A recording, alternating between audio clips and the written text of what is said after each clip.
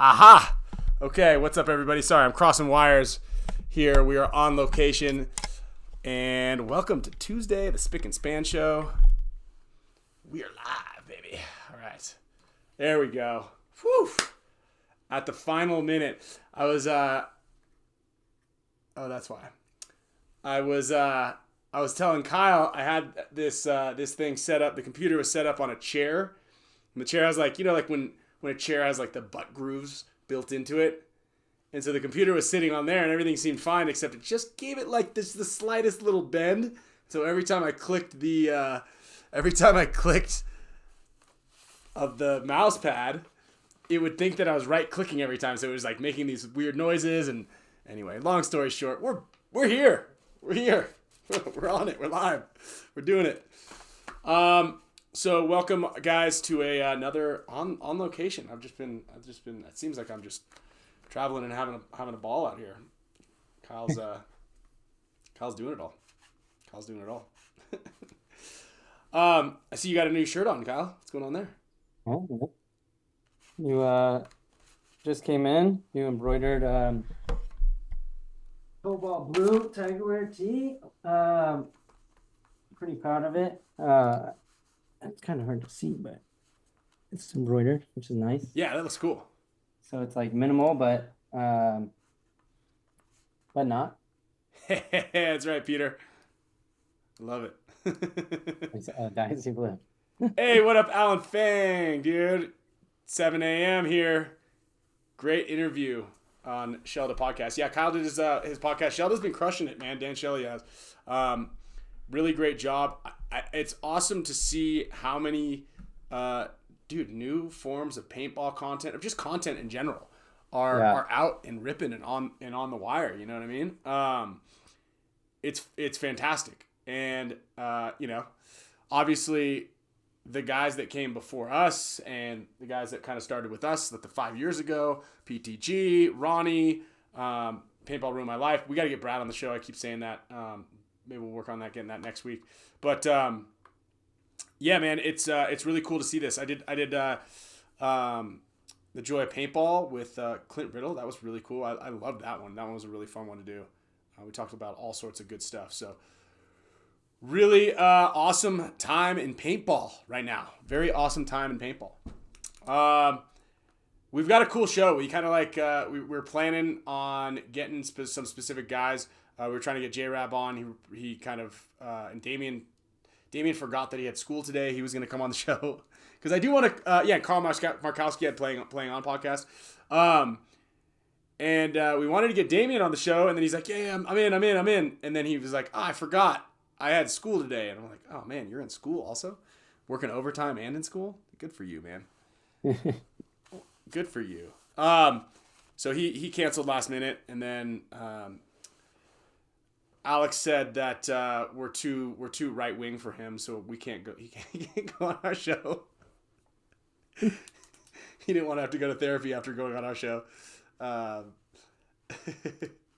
And then we got actually Seth from Vendetta Paintball coming on the show today, and it's actually going to be really cool because we're going to announce. We've hinted to it. We've talked about it a little bit. We're going to announce a really cool project that we're doing, bringing back old school paintball. And Junior from BFP Gear has a really good question for him. And big thanks to all of our sponsors and show supporters. Can you guys hear us? You guys can hear us all right. We got the boys from NECTR, BFP Gear, Gen X Global. And I want to point out, again, Gen X Global, I want to say that they probably have the best social media game right now in town. They're doing a really cool job with just being creative with engaging posts. We said this like pretty much every week. And I like they're doing the pod. Is it the pod Olympics? Like the choose the colors, the little brackets and going. Oh, yeah. March Madness. With March Madness. Clever. Like, I mean, it's just cool. It's like good to see that we can have some clever, people. And Steve Johns, dude, the Saw Blades JT jerseys are live right now. I believe the OG series. Did you say Steve Jobs? Yeah, Steve Johns. Also, yeah. I think he invented pear. It was close. Let's see, let's see. Orlando, dude, I wish I was as clever as to be able to run the social media pages for really anybody else. I am not good as contrary to what a lot of people believe. I'm not that good at social media, and I'm definitely not as clever to go like, hey, let's plan this out, and we're gonna do an entire month's worth of. I'm like, what can I post today? And I should probably post at least one more time this week. And that's my game planning. That's what I You're got. pretty good, like consistency wise. Who is? You. Oh, thanks, man. Thanks. I was just listening to some podcasts about it. I think the word is agency. Your agency is high. You have high agency. Oh, wow. That's big. That's big. I have not heard that term used as a I don't know, is that a verb? What is Um, it's kind their definition of it was kind of tricky. But they use the example like if if you got stuck in jail, who are you gonna call? And it's not necessarily like someone that maybe has like a ton of money or like knows a lot of, like I could call Damien, but I don't know. He probably not answer. But like someone like you, you're gonna figure out what to do, like whatever it takes, you know. Ah, I see. I see. I see. Yeah, Okay, yeah. I agree with that. I agree with that. I am quick to be on the phone. Like I do pride myself of being able to um, get back to people in a quicker than timely manner. Yeah, way quicker than me. Yeah. Hey, big shout out to Brian Stewart. Hell yeah. Thank you, my friend. I really appreciate that. It's the boys' one year birthday. The boys are gonna be 1 year old on Thursday. And he's like, I'm gonna get something for the boys. So I appreciate that. That's gonna be some long sleeves or some actually we need new bottles, so I might just buy some new bottles for them because they're kind of getting a little bigger. They're holding themselves. And that's pretty cool because they were actually born a month and a half early, which is tricky. But so we're there. We made it. That was good. That was good. Whoops, pushed the wrong button there. My credit card part. So I just restarted. Yeah, Bobby, welcome back. I thought you were a member already, but I think you're still gonna be. You're still on the top of the list, Bobby. I think it just kind of renews your membership. But thank you. Bobby Kramer back to the Mega Support Status membership. And we do actually have a cool prize for the Mega Support Status members on this show in particular.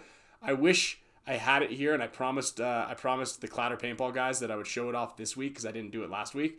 But I did make a post on Instagram specifically about it. The Clatter Paintball guys are kind of coming up with some new collectibles, right? And I think it's kind of cool. So they made a couple posters. I believe the posters are all hand screen printed. Made in the USA, and really cool. We've got it hanging up in the Spicka Span studio. You can check it out on our Instagram page. And next week you'll be able to see it live because I promise you next week we'll both be in the studio. And yeah, so we're gonna give away one of the posters because they sent us one to give away. So we're gonna show it off next week, but I'm gonna give it away to a Mega Support Status member this week, and then again we're gonna show it to you guys next week. But I appreciate. Again, this is kind of going with the whole theme, right? The theme of what's good for paintball, and the content creation side of things. Like, we need guys making cool artisan stuff like Tigerware, HORMESIS, they're a big brand now, but to think about it like an artisan brand that really changed the game. And it made something that people didn't know that they really wanted or needed to collect. And I've been rocking. I wear this Tigerware hoodie all the time. And thank you, Kyle. Yeah, I knew you were gonna like it. Yeah, this one's so sweet. I had a blank one, and I was like, I don't know if you don't want to wear it because it says Tiger on it. I have a blank one. I didn't print this one. He's like, oh, I want the one with Tiger. Yeah, So yeah. And I mean that's another cool thing, right? With Alex and Oliver and like their desire to grow the sport. And they've been mentioning it forever. They're like, yeah, if we can help you guys because there's enough pie to go around. And so yeah, it was funny. I actually have a funny story. I'm not gonna put any names out there, but someone sent me a screenshot from a HORMESIS email. They made a shirt recently. It's like said Tiger Parent. Did you see that? But then they're like, this was a shot at Tiger. And I'm like, I zoom into the shirt and it's a tiger with like two tiger cubs. And I was like, it's literally the name of the shirt. I don't think it's a shot. Those are my good friends. And I talk to Oliver almost every other day. But it was just funny. I was like, no, I don't think they really care too much. Oh yeah, they're fully supportive. Oh, look at that. Oh, Alex said he could. Yeah, He could I'm come. sending the link right now. Sending the link right now. So yeah, man, really, really great to see industry people supporting industry people. We've got, it's just really cool. I mean, I'm excited about it. I'm stoked. I'm excited. I think it's great, and that's what we need more of is people supporting each other. And then with that being said, we've got as far as support goes, and I'll let Alex kind of chime in on this. It's kind of nice that he's going to come in. We've got again, Gen X Global supporting the show, BFP Gear. We've got NECTR Boys. We've got Pate Smith Law, and he said a couple of you guys have been hitting him up, and that's really great. If you need any legal advice, especially in the insurance claim industry, Pate's been supporting paintball. And what's great is it's not that he's supporting paintball, like sponsoring the big grand league, that the trickle down of it is pretty minimal, I'd say.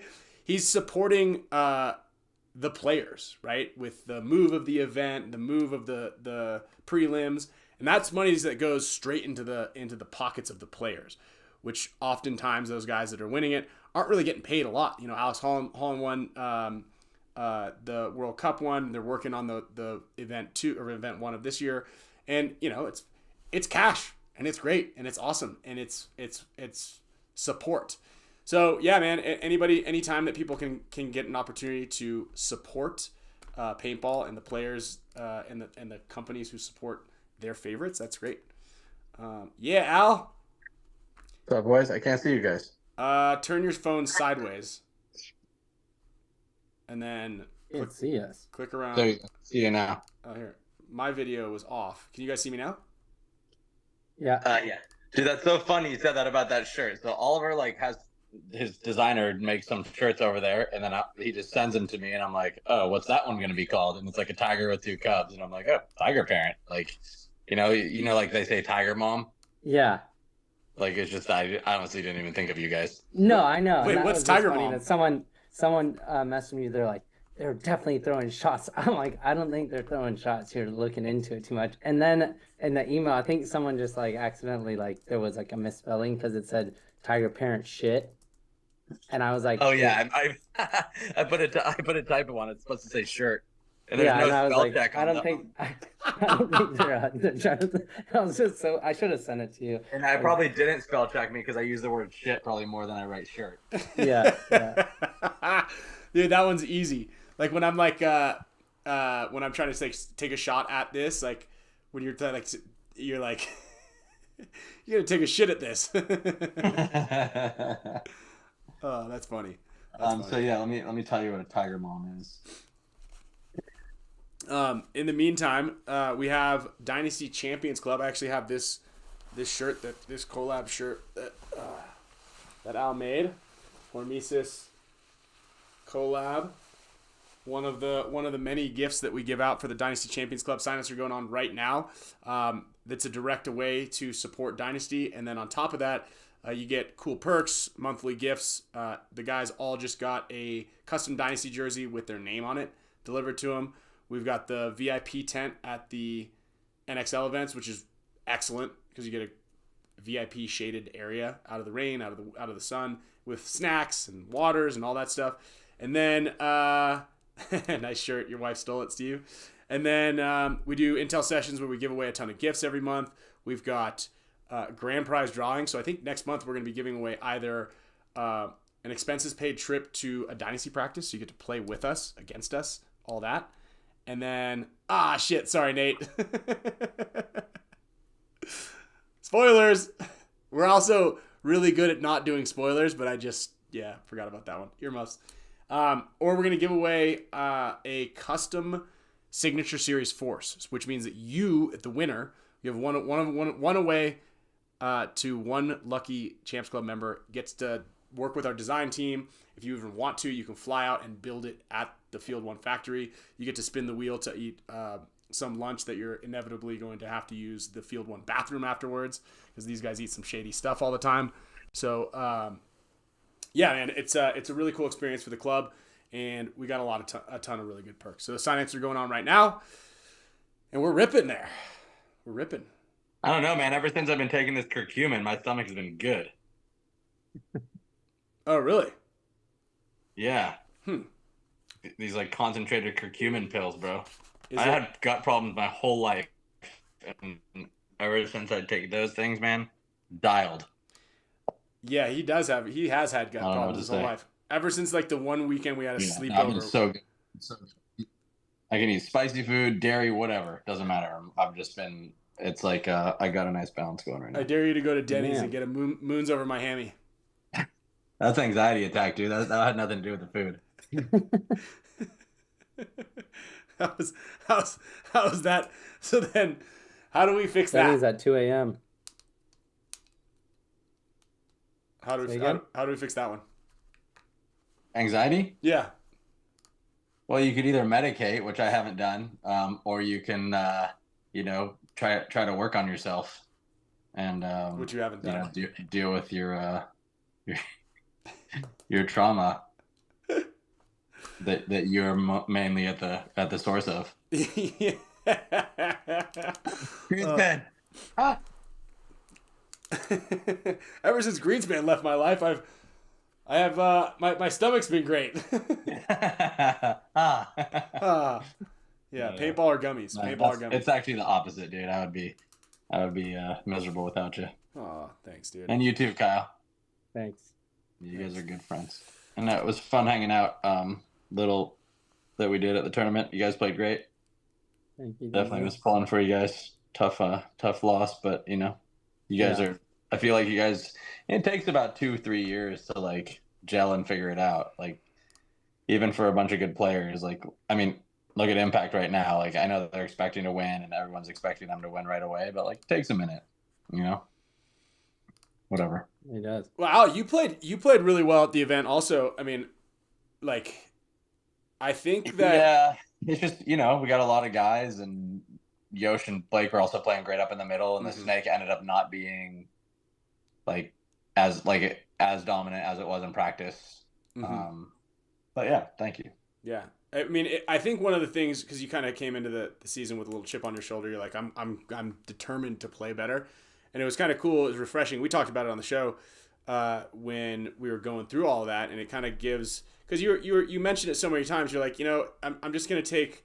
I'm okay with taking a little bit of back seat because we have so many good guys. That was last year, and then all of a sudden, all of these guys left, and you're like, great, I got to do this all over again. I got to be the guy again, But I love that you and Yosh have been practicing more at Ryan Podesta's field.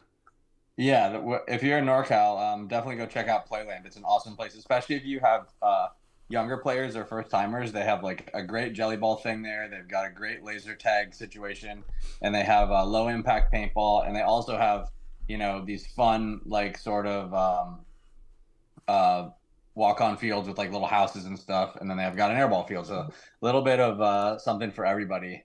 And yeah, he's kind enough to let Yosh and I go out there and 2-3 hours on a Friday, or here and there, just do drills. So yeah, we're gonna go do some more of that this week, and yeah, it's definitely, not only is it good, I feel like, for our game, but it's also a nice activity to do. Like just to get out there, it's sort of therapeutic. Get to shoot around for a little bit and get some enjoyment out of the day into doing what we love to do. So yeah, I'm excited to continue that on throughout the season, and it's a lot better now because of the rain's lightening up and not so muddy. So yeah, I'm looking forward to really getting like a good drill regimen down out there and be able to go out there a couple times a week during the weekdays and do Wednesday morning, Friday morning, a couple of hours, then go to work. And really a cool thing. Yeah, I mean that's like, I don't want to say it's my dream, but like that is such a cool, like, it'd be so cool to be able to do that. Now Todd is opening Giant San Diego, which is only 45 minutes from us, so that's kind of there, but it's so nice because like it's kind of on your way to work. It's on the way for Yosh to and from, and it is, and it's only 25 minutes from me. So yeah, it's not bad. that's as good as it gets. I mean, it's basically you're going to the gym, and you rip for a couple hours. And if anybody's just, Alex is the fastest person to get geared up and geared down. I've never seen anything like it. He somehow, I don't know how he does it.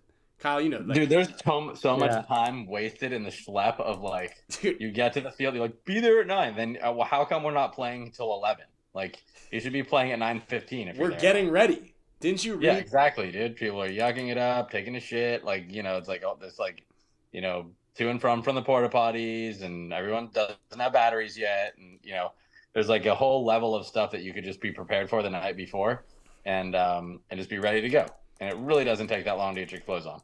I mean, think about how long it takes you to get dressed in the morning. It should take you that. Yeah, but when I get dressed in the morning, I just slide my pants over and then put my socks on and shoes on. And I slip my shoes on. I don't have to put knee pads on, arm pads on. I don't have to put sunscreen. I put sunscreen on, but like there's like these little things. I don't have to like tie my shoes really tight to make sure my ankles don't break. You like don't tie your shoes. You have laces that are hanging over. You look like Charlie Brown. I just don't understand how you do it. Like it just doesn't make sense to me. Like you got to get ready. Like I got to get ready. You know, Kyle knows. Oh, I know. Kyle will take forever. Kyle takes forever. Quadruple amount. Forever, bro. Got to make sure every hair is in place. Looking in the mirror. Like Kyle's like one of these type of guys that puts like hair gel. Like Eric Roberts would like gel his hair before he played. Yeah. Like, come on, bro. He like shave his head, like shave his face. Make sure there's no dirt in every single port of my barrel. Yeah, I mean, I could have done that the night before, but I'm doing it in the morning. Yeah. And I mean, I'm not the slowest guy. I'm just like, especially in the morning, you're not really in a rush. But dude, Alex gets undressed so fast. Also, it's like it's like you pull a string and everything just falls off of him. Whatever, bro. It's wild. It's a superpower. It's a superpower. Stop it. Look at the whole. Wow. Stop it. Did you? Yeah, Junior said BFP Gear. Just move out to Modesto or Stockton. I think maybe Petaluma would be a little on the higher up on the list than Stockton and Modesto, personally. But I do appreciate it just because of the summers. The summers, you know, summers in Modesto are a little warm. A little steamy. Little warm for me. Yeah. Hey, did everybody get a chance to watch All That Matters? Whoa. Sorry. No, go hit it. Hit it. I'm excited we're going to get to come out here to practice for before next event. Oh, yeah, we're going to practice you guys. Yeah. It's going to be good. Lots of bounce balls. I was like practicing Mouse because he's like one of these guys who, you know, there's not very many. Actually, there's no one in the league that's like him. And you have to deal with him, you know? And the process of doing that, there's usually some spice, which is good. But I feel like he's kind of taking a turn to be more of a responsible leader than I was out at sure. practice their practice last weekend on Sunday, and I was talking to like Damien and whoever, and Kyle was coaching the TJ Bastards and Mouse was playing with him, and Mouse comes back like trotting off the field, but I was like talking and he kind of like jokingly like shoulder checks me on the side, and I look at him and he's got his chest all puffed up. He's like, "Yo, did you see me out there? Did you see me?" I'm like, I was like, "Nah, last point I saw you got gogged and then ran over at someone and told them they were cheating you, and they weren't." And he's like, "Last point though, smashed him." I'm like, "You're good, dude. You got it. Like you're the man." But he's also doing that too. He's just messing around. Well. He was 100% messing around. I love it. I think Mouse is great, dude. He's good too. Like even our practice with Aftershock, like I think he was one of the less chirpier ones from our team when we got into. Well, you guys got Clint. Clint, I think, is up at the top. He's so polite and so nice. I know. He's like, "Hey, thank you so much for the practice, dude. You guys are great. Thanks a lot." And then he's out there. He's like, "Hey," and you're like, "Hold on, wait, is this the same guy?" Yeah, he's like the guy that gets in his car and he's like super nice, and then he gets in his car and he has horrible road rage. He actually said something like, I forgot how he worded it, but it was so perfect. But A-Rod after one point, like Clint just like didn't put his gun down as A-Rod's like bunkering him and trying to shoot him, and so then Clint finally put his gun down after like maybe Clint got like 3 or 4 more extra on A-Rod.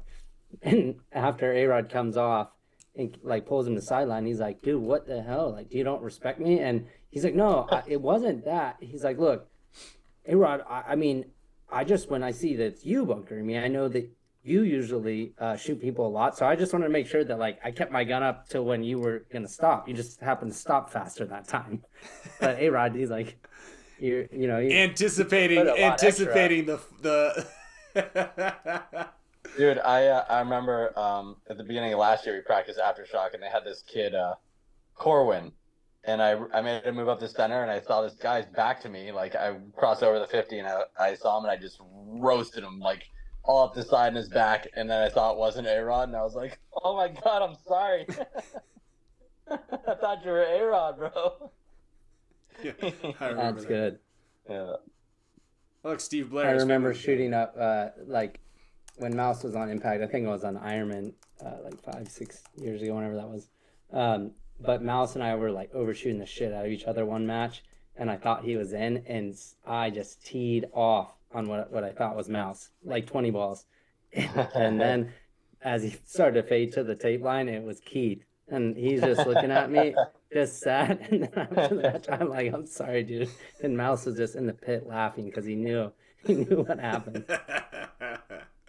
Guilty by association. Yeah. Were there any fireworks at your Impact practice at all? I mean, those guys were pretty mad, but I think everybody's kind of over that. No, there actually wasn't, and I don't know. Mouse somehow I mean, I think that they was probably coming at some point, but there wasn't like a great opportunity. Like I thought there was a couple of times where like Mouse was in like a 1-on-3, or you know, he was one of the two guys against 5, and he somehow evaded it. Like keeping them like checking everyone, make sure no one had like a free open space on him. But it went pretty good. I mean, we were, you know how X Factor is, right? Like X Factor has their side, and then there's, you know, you could have teams. 4 teams. But Impact and us were on that same other pit, so it was like, if stuff gets chirpy, it's like it's going to be there all day, you know? Right. So well, and I mean that's the thing. I think, Mike, I saw your message out down there. There is kind of, for a lot of people, an unspoken kind of rule or game. Like, I don't like bonus balling anybody except if they do it to me, right? And generally speaking, the concept of when you're bonus balling somebody is like, if you're going to be the guy that does that, just know that you don't want to do it against guys that are going to have a really high likelihood or opportunity to do it to you. You know what I mean? Like, if you do it to somebody and that person's really, really, really, really good, then you might be in trouble soon, you know? Yeah. Does that make sense? Yeah, don't take it unless you can take it. And then that's the other one. Don't get mad. Like, Rainey's great. Like, Rainey's great about it. Rainey will dish it out and he will take it, and he won't complain because, you know, he knows. But like, you can't dish it out and then get it back and then complain about it. That's like my like least favorite trait about people, you know, like that's like the hypocrisy. That's your least favorite? That's one of my least favorite traits, is like hypocrisy. Yeah. Just all around. What about the people that stand in front of the belt at the airport and block so you can't get to your luggage? Yeah, that one's... Those are some I don't like. There's like a clear line on the ground where you're supposed to stand outside of that line. Mm-hmm. And then like when you see your bag, you step in and take it out instead of just crowding it right by the chute. And then, you know, then you see your bag and you got to be like, excuse me. And then you end up like grabbing your giant gear bag and like knocking somebody over and being like, you know, whatever. Well, so we should have an episode about pet peeves. I think that's like stupidity though. That's not necessarily like a conspiracy. Like, yeah. They just don't know any better. They just don't know any better. Not everybody gets to travel as much, but the move is you got to kind of like get in there aggressively around them, and like with a very like condescending, excuse me, and then they're like, and then you grab your giant gear bag and you kind of like if there's like you brush it against their shin or something like that, like gently, so like maybe a little mud gets on there, and they're like, and you're like, what are you in the way? Passive aggressive Ryan. Yeah, passive aggressive. Or that's it. Because it you're standing teaches in a the lesson. line, either to get on the plane or in security, and you're just constantly getting bumped from behind. I don't think you have to be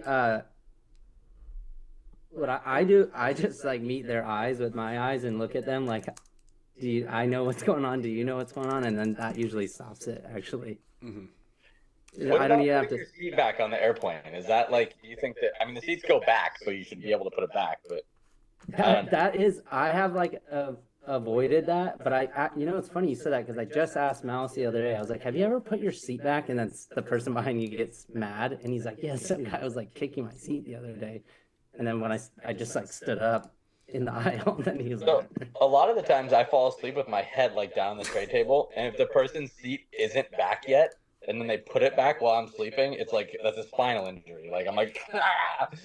"Oh wait, are you the person that gets mad if someone puts their seat back?" Well, if I'm sleeping, yeah, you know, like He sleeps like this. It's a shock. He It's a sleeps like shock, this but on the no. plane.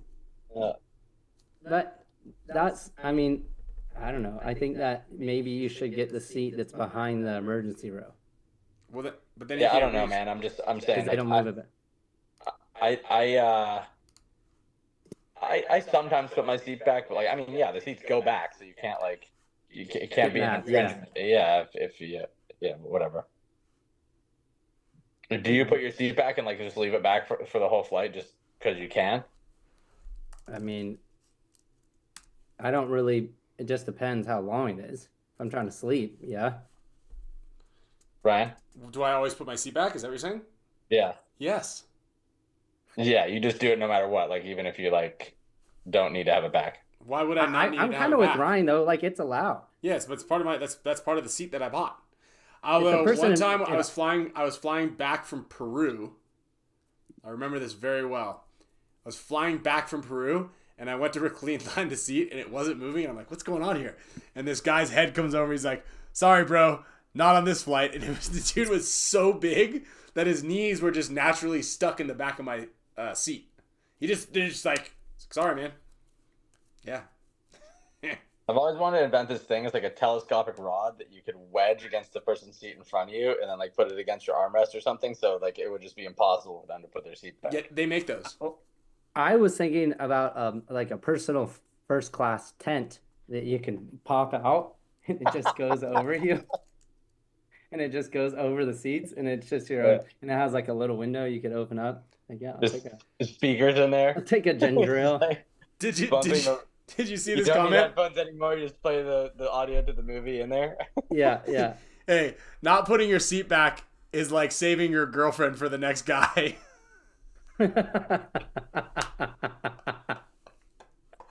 Oh, that's brutal. That's good. Yeah. How does that make you feel, Al? As a guy that doesn't always put his seat back. Like it bothers me too because I have my laptop sometimes and then it like, kind of crunches it and I have to like wedge it out. But I'm not mad. Comes with the territory. Hey, who does your guys' product photography? Me. Yeah, how do you get this shirt so flat? Oh, that's digital. Oh, okay. So you like it's a rendering. Yeah. Okay, got it.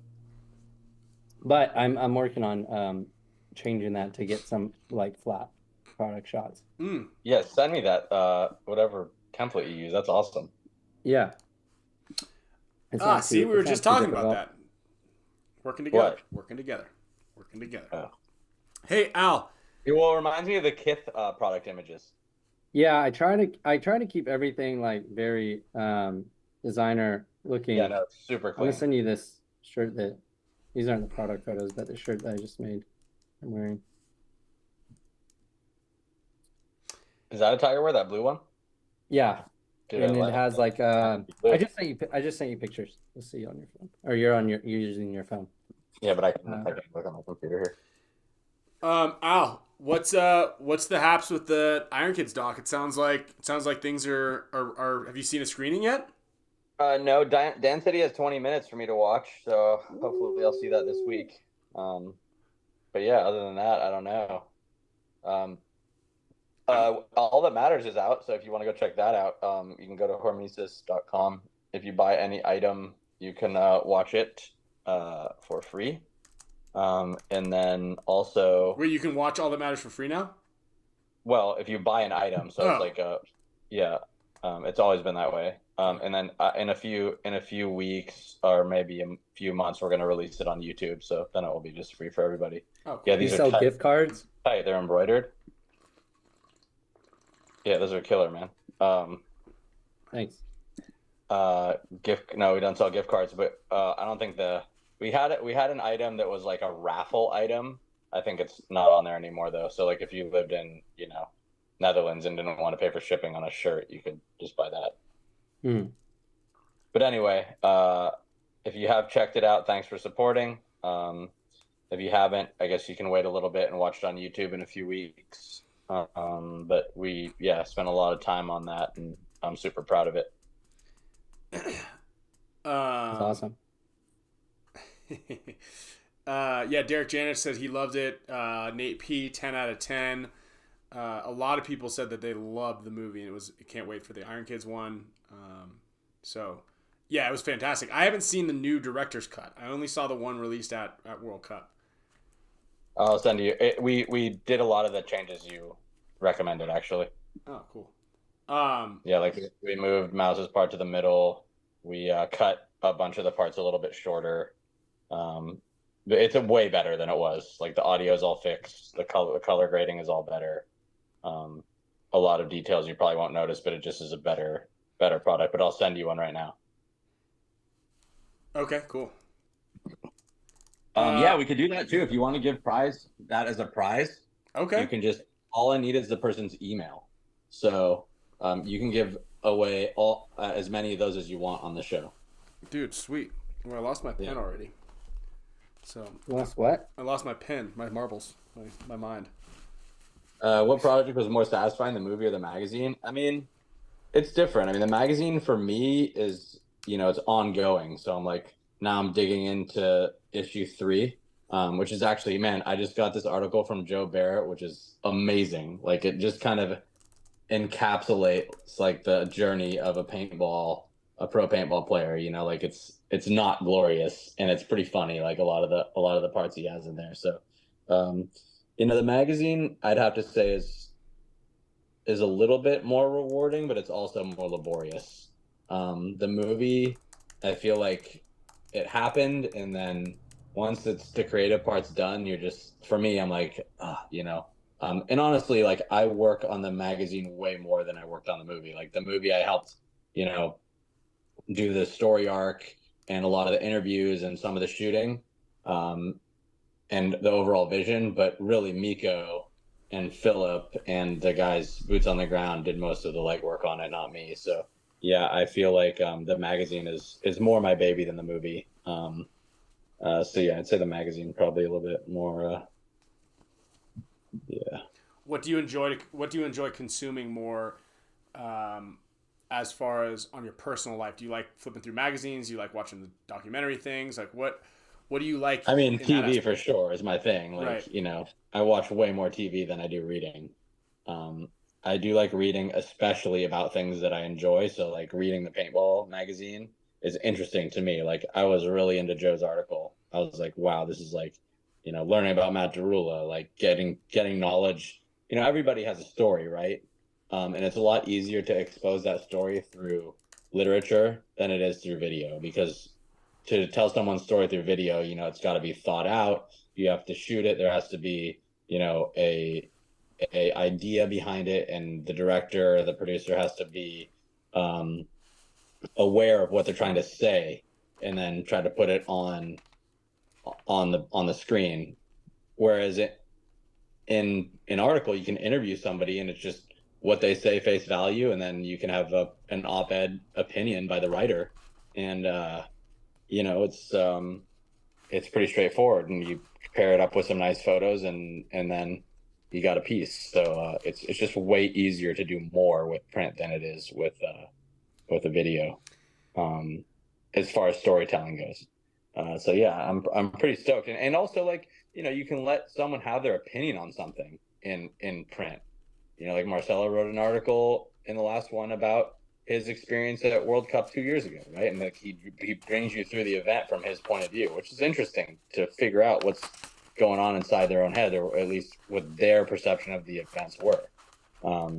And this one with Joe, I mean, it's one of my favorite pieces, honestly, so far, in the magazine. So I'm excited to get that one out there. Oh, Joe. So Joe Barrett wrote an article specifically about.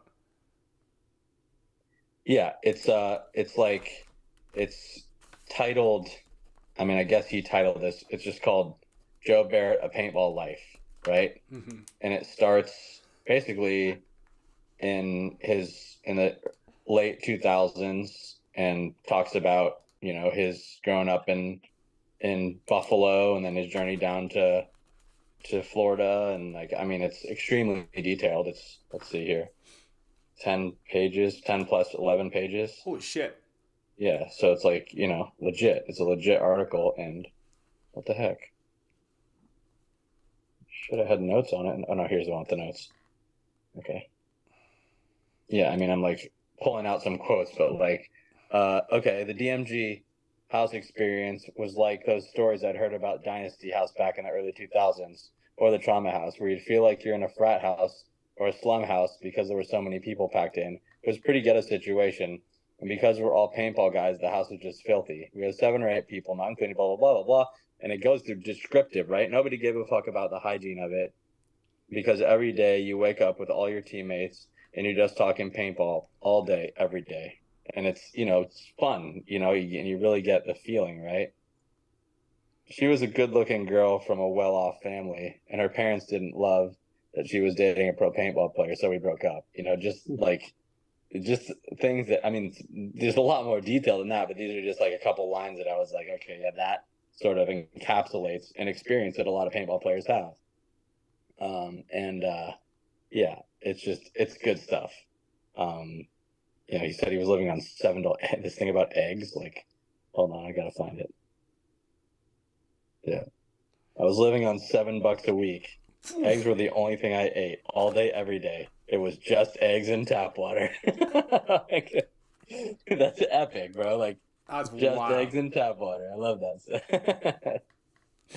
So, yeah, I mean, like, you know, like, that's something that you don't, and it's theater of the mind too. Like, you see that, and like, even if you don't know Joe, you start to imagine, you know, him moving to Florida and like living in the slums. Like, it's a whole thing.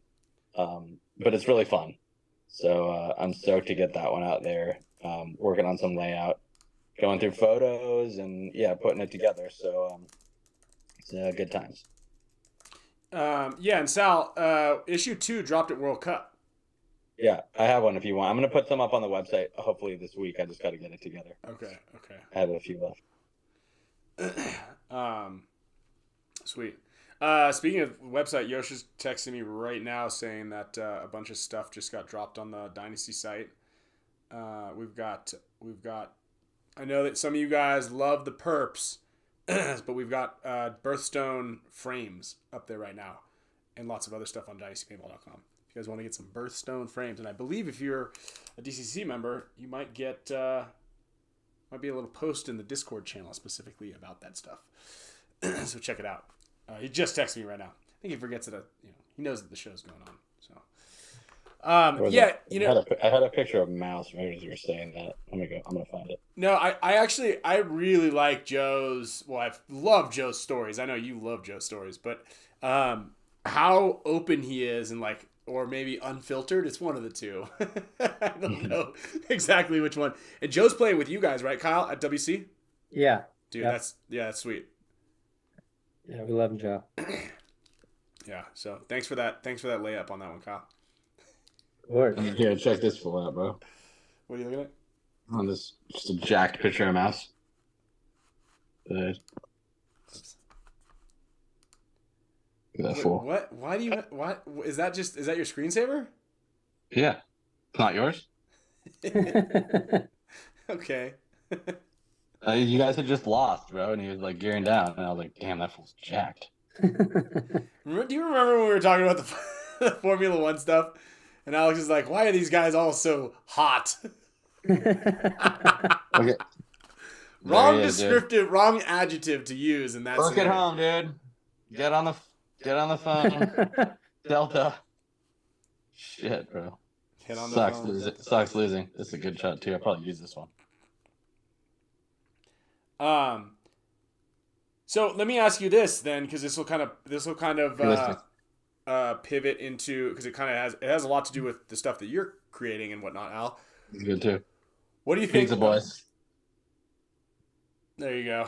Are those all going into the next issue or something, or what are those? Anyway, I don't know. It's just like reliving that. Like you go through your photos and you're like, wow, like kind of reliving all those moments and then putting them and seeing them in print is a cool experience.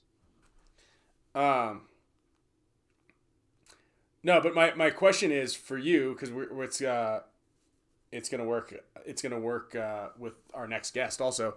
But what do you like from a producer side? Because you can call yourself a producer. You're producing shows. You're producing content. You're producing a lot of things.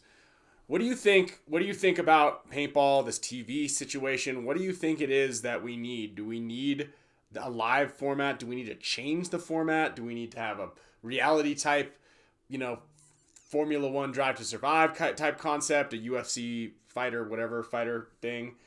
What do you think it is that is the roadblock that we somehow can't figure out how to crack? Yeah, man. I don't know. I'm pretty jaded when it comes to this, and I'm just And why gonna so? be like, yeah, it's never gonna work. What? Why? I set the alarm off. Oh my god. Hang on a second. Dude. I didn't even know my had an alarm. Your Tesla? Yeah. Yeah, if someone tries to get into it or key the outside of it, I think. Did it stop? I Did it thought, stop? most Did it cars that stop? have been made after like 1995 have car alarms. It's like, okay, thanks. So yeah, man, I don't know. It's like this. I feel like you got to make people care, right? And paintball is cool, but the violence part of it only goes so far, right? Like you're really not putting your life on the line. So when you watch like Alex Honnold go like free solo a rock face, you're like, yeah, I'm gonna watch that. The guy could fall off and die. Even Formula One has that like elevated risk level where you're compelled because the danger of it. But that only, even with that show, it only goes so far. And the reason I watch that show isn't because I care about the racing results. It's because the guys are so hot.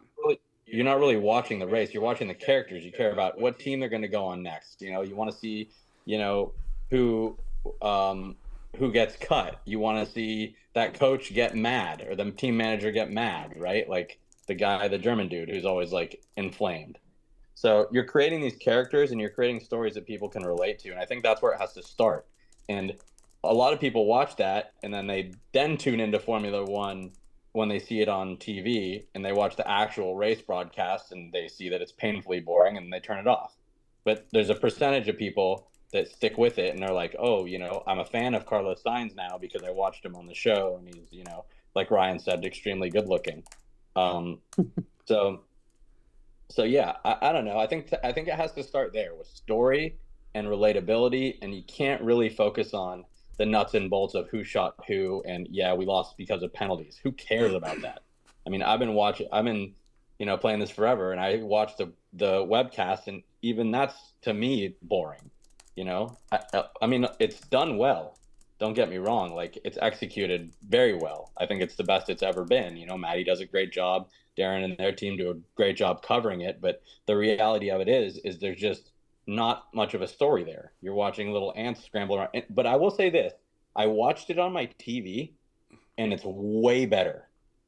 So if you're not watching it on a phone or a small computer screen and you do throw it up on your TV, the whole experience changes.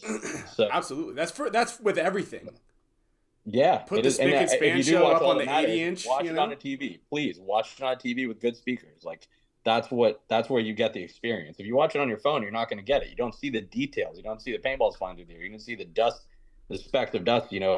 Getting the sun reflecting off them and really giving you that, that feeling of being in the moment. So, or that what the director or the creator is trying to do. But as far as story goes, I feel like they should really drill down on a few characters and it doesn't have to be the best guys. They just need interesting stories. So I feel like if someone's bold enough to do that in a way that, and again, like I think they would have to make it first and then try to sell it. So I don't know, man. There's those dudes from the UFC who I think have the right idea, and it's just about, because I know they're gonna do the similar ESPN thing coming up in Atlantic City like they did last time. Mm-hmm. But what good is that, man? I mean, it's fine, but it's too watered down. Yeah, yeah, and it's like, again, you put it in there. I think someone in there said something about he's like, oh, Alex is on to something. I keep saying that to get paintball on TV, you need to randomly release a bear onto the field. No, but you're right. There needs to be an element of danger that really gets you into there. Now, you watch tennis. Oh, there doesn't need to be. No, there doesn't need to be. Kind of. But if it was, bear on the field paintball, you don't need to tell the story of the characters. People are going to watch that and be like, oh, the guy's going to die now, or he's going to get killed. Yeah. Like, that's, of course, right? Like, people want to see that. But yeah, I don't know, man. I just, I think that they're on the right track with the ESPN thing, but it just, and for what it was last time, I think it was executed perfectly for what they were trying to do. Yeah. They just needed an hour, 2 hours to do it instead of 20 minutes. Yeah. And like they had little vignettes and like Tom, giving his message about, paintball being, a community building activity and empowering and, all of these points that I think are super important. What the heck? Do you see those balloons go by? Yeah, how those balloons just come up, right? Yeah, I don't know. They didn't come. I don't think they came up on the YouTube page though. Wait, they came on my page? Where'd they come up? Yeah. Yeah, I don't know. It's like a congratulations balloons. Yeah. Anyway, I don't know. I could ramble on about that forever, but I don't know. What do you guys think? Like, is there a key to getting it on TV and being mainstream? For me, it's you got to have a story. I think so too. I absolutely think you need to have a story, and that's a big factor. But you also need to make it compelling, like you said, and there needs to be an element of excitement to captivate audiences. But I think the biggest thing is we need to capture the audience first, then present them with the product, not throw the product in front of them and be like, hopefully they like this. And we've talked about this a million times on the show. I wanted to get your opinion on it, and good. You gotta get to know these guys, their personalities. And there's too many people out there to be like, oh, we're gonna cover a whole team. That's not gonna work. Like you gotta be like Clint Johnson. No, let's figure out who he is, what he's about. Right? Let's learn about him. Do we like him or do we not like him?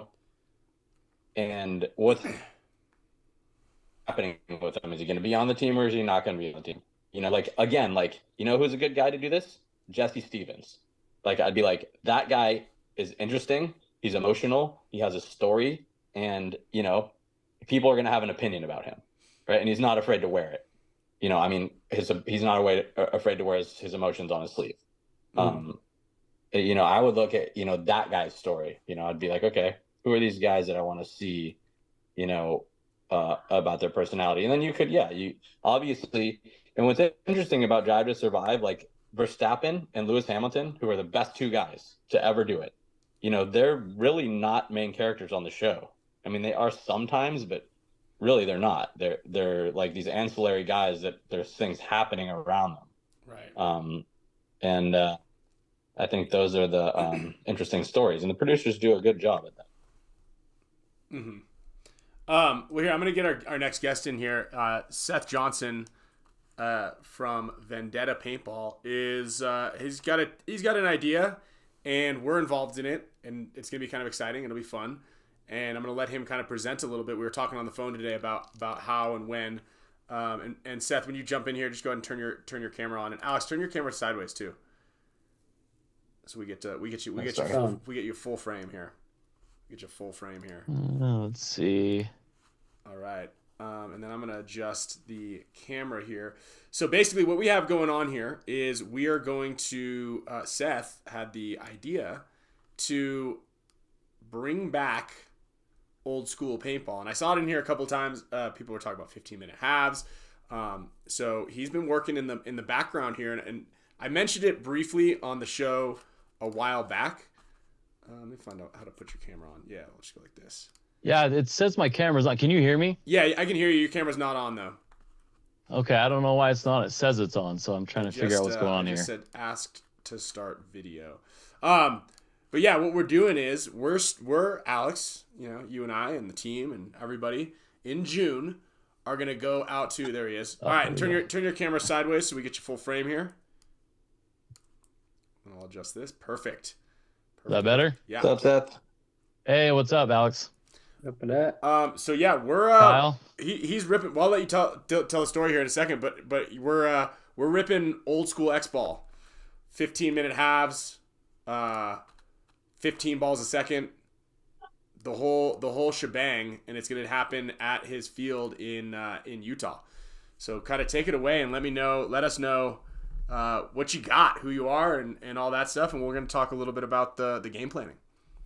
Awesome. Yeah, man. Well, I'm Seth Johnson. I own Vendetta Paintball in Utah. I've been on here once before. We kind of talked about some other stuff, but this has been something, I don't know how long we've been working on this for. I feel like it's been since like October last year, but it's been definitely a long time coming. But the envision is, I want to give the paintball world something that's exciting to watch and is something in my vision is kind of the future of professional paintball. And this is kind of an ode to old school X-ball, 03, 05 X-ball. Like I said, 2 25-minute halves. We're going to have a giant X in the middle, 15 balls a second. There's no mercy rule. So I don't know how many points that's going to be, but I'm assuming a lot. I think it'll be a super exciting event to watch. 2 Titans going toe-to-toe. The legend of Dynasty, the rebirth of Aftershock. I mean, it's even for someone who doesn't know paintball, I think that story is something they want to hear. Mm-hmm. So that's the plan. And again, I haven't even heard of this, but I love the premise. You know why? Because we can go into it knowing that we're putting on a show. Yeah. Right? Absolutely. So that's a thing, right? You need participation from the talent to be able to, make something cool, right? It's not just, okay, we're going to follow around Ryan Greenspan for 3 weeks with a camera and hopefully there's something interesting that comes out of it. Hopefully. That's not how it works. Just a bunch of kids. It's not that interesting. Not going to work. Yeah. Don't you're absolutely count right. me out like that. No, I think there is an aspect of like getting to know people that draws people in, but like there has to be something that like, I was telling Ryan earlier on the phone, like I want it to be kind of like a UFC fight. Like you got 2 people looking at each other, staring each other down, like let's bring it on, like let's do this. And 15 balls a second, I mean, crap, I don't remember the last time I watched someone play 15 balls a second. I don't remember the last time you guys have played that, but it's been a while. They still do it in Australia. I literally... let me ask you, have you seen that Vince McMahon docuseries? Vince McMahon, what's it called? Mr. McMahon. I started watching. I've not seen all of it, but yes. Dude, go check that out before you make the show. Okay, will do. Well, because it's gonna be it's a live element, but you're going to be filming a good amount of it, right? 'Cause yeah. Yep. So Todd is handling the filming. I believe he said he was working with a couple companies. Monster Energy Drink was one of them. So he's gonna be filming everything, and it will be sold. You can buy it afterwards as a post-production. Okay. But the live version of it is only going to be for 300 people we sell tickets to. That's it. Okay, and there's not going to be a live broadcast version for sale, is there? Like a webcasted one? I'm not sure. I have to talk to Todd. He said he hadn't decided if that's what he wanted to do or not. Okay. So he wanted to take the reins. If he didn't, I was going to try and contact someone else. But if it's going to be a live or not, I'm not sure. Okay. So are you directing it? No, I'm not directing it. No, he's going to be handed. He's producing it. He's putting the whole thing. He's putting the whole thing on it. It's I'm his producing field, it. Yeah. His vision, his concept. He's getting like the event sponsored. We're gonna have Dynasty tents. We're gonna have GI has sponsored the event as well. And then we're gonna be shooting GI paint, of course. And then with branding out there, we're gonna have 15 balls a second. So this is gonna be happening in the Utah area. I believe it's June 6th to the 8th or 7th and 8th or something. Is it a 1-day event? Or 7th and 8th. It's a 1-day event, but we have it for the 7th and 8th reserved because if for some reason there's some kind of like freak summer storm, which doesn't happen in Utah, we have we can do it on Sunday instead of Saturday. Got it. But I can't remember the last time it rained in the summer more than a drizzle. Pro. So these guys are already pro. So Fucking 2 days when you only need one. So it's really funny because the episode of this show specifically had to do, and it's not even like, and it was great by chance last week. It was the same thing, but like, it was kind of like have a back, like what's your attack plan? Like have a battle plan, like plan B. Like what's your plan B if need be? You know, and it's so funny that you same as last week. Maddie had kind of mentioned like, it's funny the title of the show this is this. But it's great because you reached out to me a while back and you're like, hey, I've got great ideas. Like, can I come on and share them with you? And we talked about it. And you have these visions. And then you're like, you know what? I think that this would be cool. And it's like a field of dreams concept.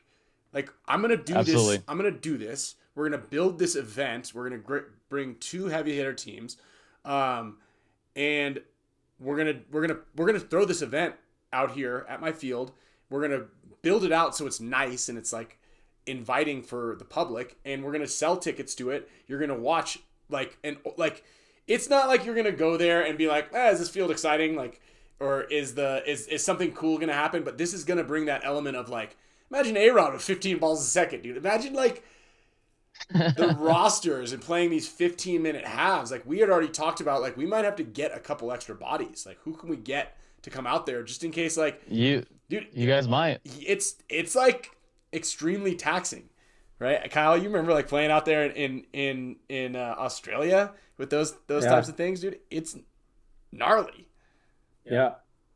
You guys are gonna have to get Brad or Mon. He said he was interested. I mean, Bring him back. I don't know if Brad is physically fit enough to... He came out and drove with me So- the other day. Oh, he did? Played? He actually the end of last year he played one of my street ball tournaments. Oh, hell yeah. Because he lives in Utah. Yeah. So yeah, he played one of our tournaments. He didn't want to. He's like, "Oh, that's not fair." I'm like, "Dude, it's a street ball tournament. You're just put with a bunch of random people. That's the whole point." And his team took second place, but it was kind of really cool to watch him because like, I mean, I was sitting there watching him like, dude, he's still got it. He still had holding zones. He was making shots. So I was like, dang. I was like, it kind of proves that you never really lose it. I don't think, in my opinion, but. Yeah, I honestly think you're right. I mean, like Oliver showed that, but Oliver was like he was like a top talent. I mean, I had Rodney Squires play one of his first airball events with Omega actually at the last event of last season in WC. He did get a penalty. It wasn't really his fault. He did get 2 penalties actually, but dude, he was shooting guys off the break. He was making the right moves. He played so good. I was like incredibly impressed. And you're right. Like people don't really lose it. Dude, What was that? We should pick up Jake, Rodney's son, for that game. We should. Yeah, maybe. You might be right. That'd be awesome. I got a bail, guys, but I'm gonna watch the rest of the show. I gotta go round up these rugrats. But I will say I'm stoked for that, and I'll be there, man. And if you need any sounding boards, I'm available. Ryan, you can give him my contact, or I'm pretty easy to get a hold of. Yeah, that'd be great, Alex. Appreciate that. He doesn't always reply back to your messages. Oh yeah, and you can give away headbands and all that matters movies. Okay, thanks, Al. All right. Yeah. See ya. So I've got a question for you. Also, Junior Brown and Gina sponsor question of the day, or question of the week rather, from BFPgear.com. They're big supporters of the show, and he wanted to do something kind of different about how to present the kind of questions. And I mentioned that you were coming on, and I think I had mentioned it to him, but he had forgotten a little bit about that. Got a lot of stuff going on, and I was like, I explained again like what we're gonna do. Like, hey, yeah, we're going out here, and it's gonna be a practice weekend, and he was gonna already schedule a practice weekend, and he's one of our coaches. And Junior asked kind of a 2-part question: is where do you see the future of paintball? Like, you own a field, you run a field, you kind of have your finger on the pulse there in the Utah area, which is actually a really, really competitive tournament scene also. And then what do you think are the issues surrounding paintball on TV in its current format? And do you see this as like a solution or kind of a quick Band-Aid? And I say that part because you had mentioned, like, I think this is where I see the future of paintball is these one-on-one events, like an actual sporting event. So yeah, I mean, you can answer those in any order you'd like, but yeah.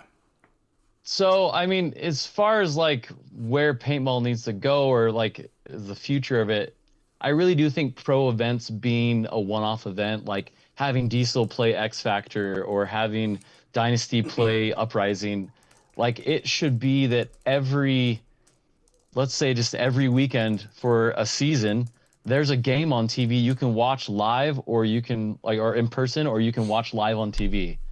Like that's exciting. It's something more intimate because a tournament, while I think tournaments are good for divisional players, like a lot of sports do tournaments for divisional stuff, right? Like lower like tier like soccer and basketball and baseball, they have tournaments throughout the year, and that's how you play, right, and compete. But in paintball, we do the same thing for pros, and in my opinion, it needs to be separated because it gets people more involved and it's more personable, intimate, if you want to put it. Like it's just you two going head to head. There's no, okay, this game's over and the next game starts, so this game's over and this game starts, or on deck, where you're constantly flopping back and forth. Sometimes it loses the excitement of what's going on, and it can also be momentum killers. Like I get why we do on deck, like split deck, right? But at the same time, if you're really on a roll, like we had this happen at a tournament last year, we were on fire, just blowing this team away, and then the next people had like a 9-minute point.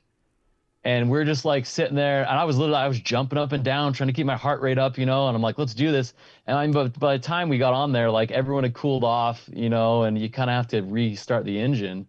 I think having this 1v1 thing is really more of like, it keeps the fire burning, especially with this format of old school X-ball, right? Like, because there's breaks, but it's not like the breaks you're getting when you play split deck. No, I think you're right about that. Like the when you have it, you get into a rhythm and a pace, right? You're expecting a 2-minute break, you get the 2-minute break, and you're back out there, so you understand the pace and you get used to it. Whereas, like, yeah, you're right. Sometimes it's a minute and 30. Sometimes it's 6 minutes. You just don't know. Yeah. Yep. So I think that's definitely something that needs to change. It needs to shift. I think not everything about the sport, it's not about making the sport itself exciting as opposed to getting people more involved. Like this event that we're doing, I really want a lot of people who don't watch paintball to come. Oh. I want people who are just interested in being, what is this pro event? Like, I want to go see this, Same idea of like someone that sees like, oh, who's this band? I've never heard of them. Like, and they watch a short clip and they're like, wow, that looks really like a good band, or that looks like a fun sport to watch. So they buy a ticket and they go watch the sport. Maybe that sparks their interest. I mean, we want to grow the sport in a way that more people play it, but more importantly, we need to grow the sport in who's involved with it. I would say 80% of people that watch football don't play football. Like they just watch it. They just like it.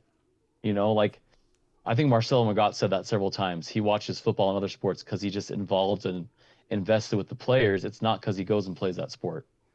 So we're kind of, when we're only trying to attract people who play paintball to watch paintball, it's like you're kind of like squeezing all the blood out of a stone. It's like you need a wider net, and you need more people bringing money and skill and companies to the whole industry to help us grow. We can't just keep trying to grow within the industry we have because we're very small. Paintball industry compared to other industries like the automotive industry or traditional sports, we're tiny. And to get bigger, I mean, if you look at NASCAR or Formula One, there's like almost no automotive sponsors for any of those.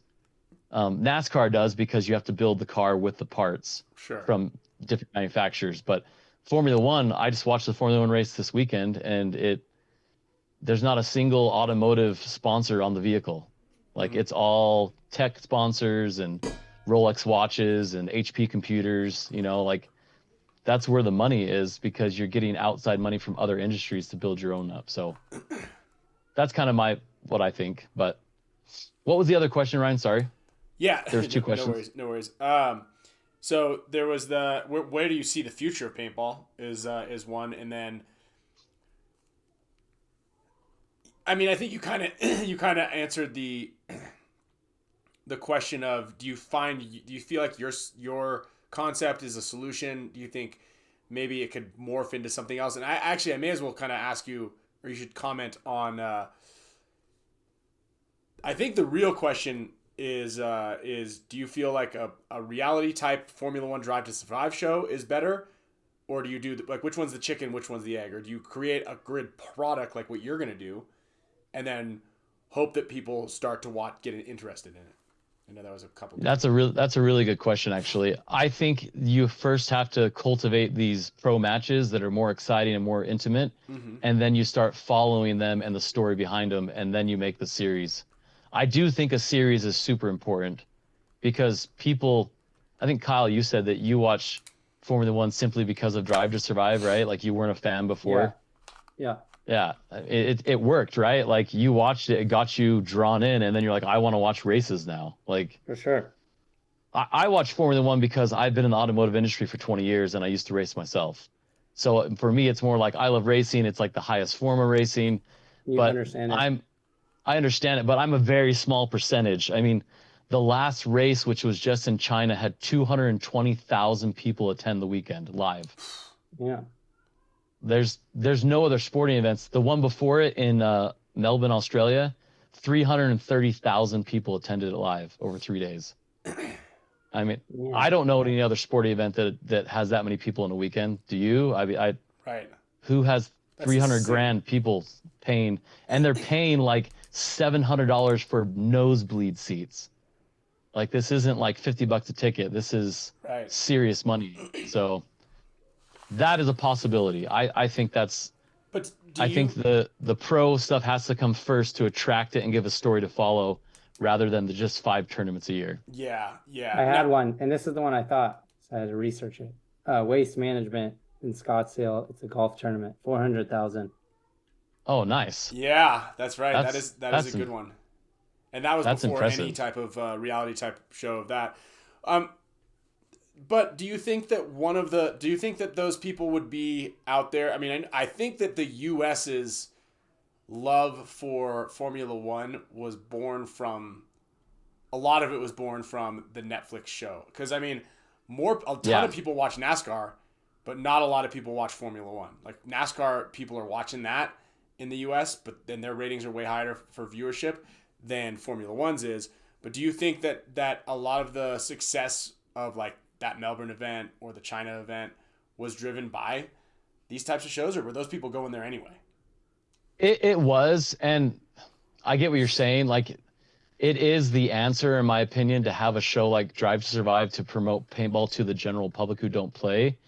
I just don't know if we have enough story to follow and make a show without starting to do more consistent pro events. Right. It just gives, I mean, even Formula One, I mean, there's a race, except for the summer break, every weekend or every other weekend for like almost the whole year. I'll tell you what, they should do a So- show on just the logistics of getting. Oh my gosh. I mean, their offices are full on like legit office buildings, that they build Yeah, these things. That they bring to build everyone? pits. Yeah, they build those every single time. It's like 7 or 8 semi trucks full of containers, and they build them out of containers. It's insane. I don't even. Well, I know it. I've looked up the budgets. It's about 80 million for travel. So That's the impact budget. it's a lot of money. Yeah, Bart can do it. Why isn't he building his own pits when he comes in XL? Come on. We're under by 20 by 20 tents, just standing in mud puddles. But I want to touch a little bit more. I mean, this is off the topic of the event, but more on the future of paintball. Yeah, please. I honestly believe the future of paintball is we need to have more youth leagues. D6 is kind of that. It's not necessarily always a youth league, but we need to start having like high school and junior high leagues. And you got to make them, to start them out, something inexpensive. So we do street ball tournaments at my field. We did, I think, 5 of them last year. And it's basically you pay $40, you come, put your name in a hat. We figure out how many teams we have, and then you draw of a hat, and that's what team you have. And you have an I hour love to that, walk by the way. the field. It's so much fun. Like every time we've done it, it's gotten bigger and bigger, and it's just, I never get to play in them because I'm running the tournament, but it's so much fun. And like I said, Brad came and played in one, and he had a blast. And I was like, dude, these are just really low level. And we've had literally rental people come in and play the tournament. Like they rented a spider gun for me, and they played the tournament. That is so awesome. Or last tournament we did was the Turkey Bowl in November, and it was actually in the 50s. It was beautiful weather for Utah in November. But we had 3 kids. They were teenagers. They wanted to play, and the guys rallied and got them like some old geos and, you know, paintball equipment, and they went in and they played the whole tournament. And I asked them, and then I was like, "Did you have fun?" They're like, "Yeah, that was a blast." They had never played paintball before, and they just got thrown into a freaking tournament, 10 balls a second, you know. And it was, to me, that's a testament that, like, hey, we need to start working more with young kids and filling up, you know. Like, I mean, you're a little older than me, but I'm 39 almost, and you know, you start getting towards the kind of later in the career of paintball, and it's like, well, who's gonna take my place? Mm-hmm. Like, who's gonna carry this torch? I mean, Kyle quit Dynasty, so that's not gonna work. I mean, it's, you know, but that's something you gotta think. We gotta rejuvenate the population of people playing paintball, 100%. and that comes from playing as a small sport. So when people are at my field, I always show them my gun. I'll let kids shoot my gun. I'll go out and show them how to play on the field. I'll teach them tactics, like basic, you know, getting angles, talking to each other. And it's people start having more fun the more you teach them. Mm-hmm. And I just think we need more of that in fields all over the country. Not saying I'm the best in the world or anything, but we just need more of that at fields to kind of grow it. And then having the pro level being more visible and having a TV show promoting it, those two things together will also feed into younger people wanting to come up to it, you know. Like, that was how I was. I watched Aftershock and Dynasty and, you know, Iron Men and Excessive play as a teenager, and that's what made me want to play paintball. That was back when it was on ESPN. And I think what drew me in was an Action Village magazine, if I remember right. Yeah, Action Village. It was at a grocery store. I picked it up and I was like, "What the crap's this?" And paintball just kind of exploded, and I was like, "This is really cool." And within a year of playing, I was starting to play tournament paintball. So Yeah. I don't know. I think it works. Yeah. It definitely does, and well, it's funny too, because if you talk to, like, you know, you hear Marcelo, there's a lot of stories especially from the guys who are the pro guys who are like, I went to the field and I saw that, and that's what I wanted to do. And I love the idea of the street ball events because it's fun, man. It's just like one of the biggest things that players struggle with is like finding a group of guys like to play with, you know. 100%. You know, Yosh and I were friends, so we went down to the paintball field and we met Alex and Oliver, were friends that went to the paintball field at the same time. And, you know, we didn't really get along at first, but then we ended up getting along, and we were the team. We made a team. But that's one of the beauties of paintball as well, is like it's a team sport, so you could show up if you wanted to meet some people. And I love the street ball concept, and people do that. Actually, it was just thrown in there in the group, in the chat here, is like Kyle and I did that at AG Paintball. We went out there, we did a clinic for the Knights team, and then we did a big street ball day where we played on the teams with them. So it was like 10-man teams, and we played on this big airball field, and we had a couple other pros come out. It was a blast. It was so much fun. That was the most fun I had playing that type of paintball in a long time. Yeah, it was so fun. And so it was great. And I think you're right. You know, it's like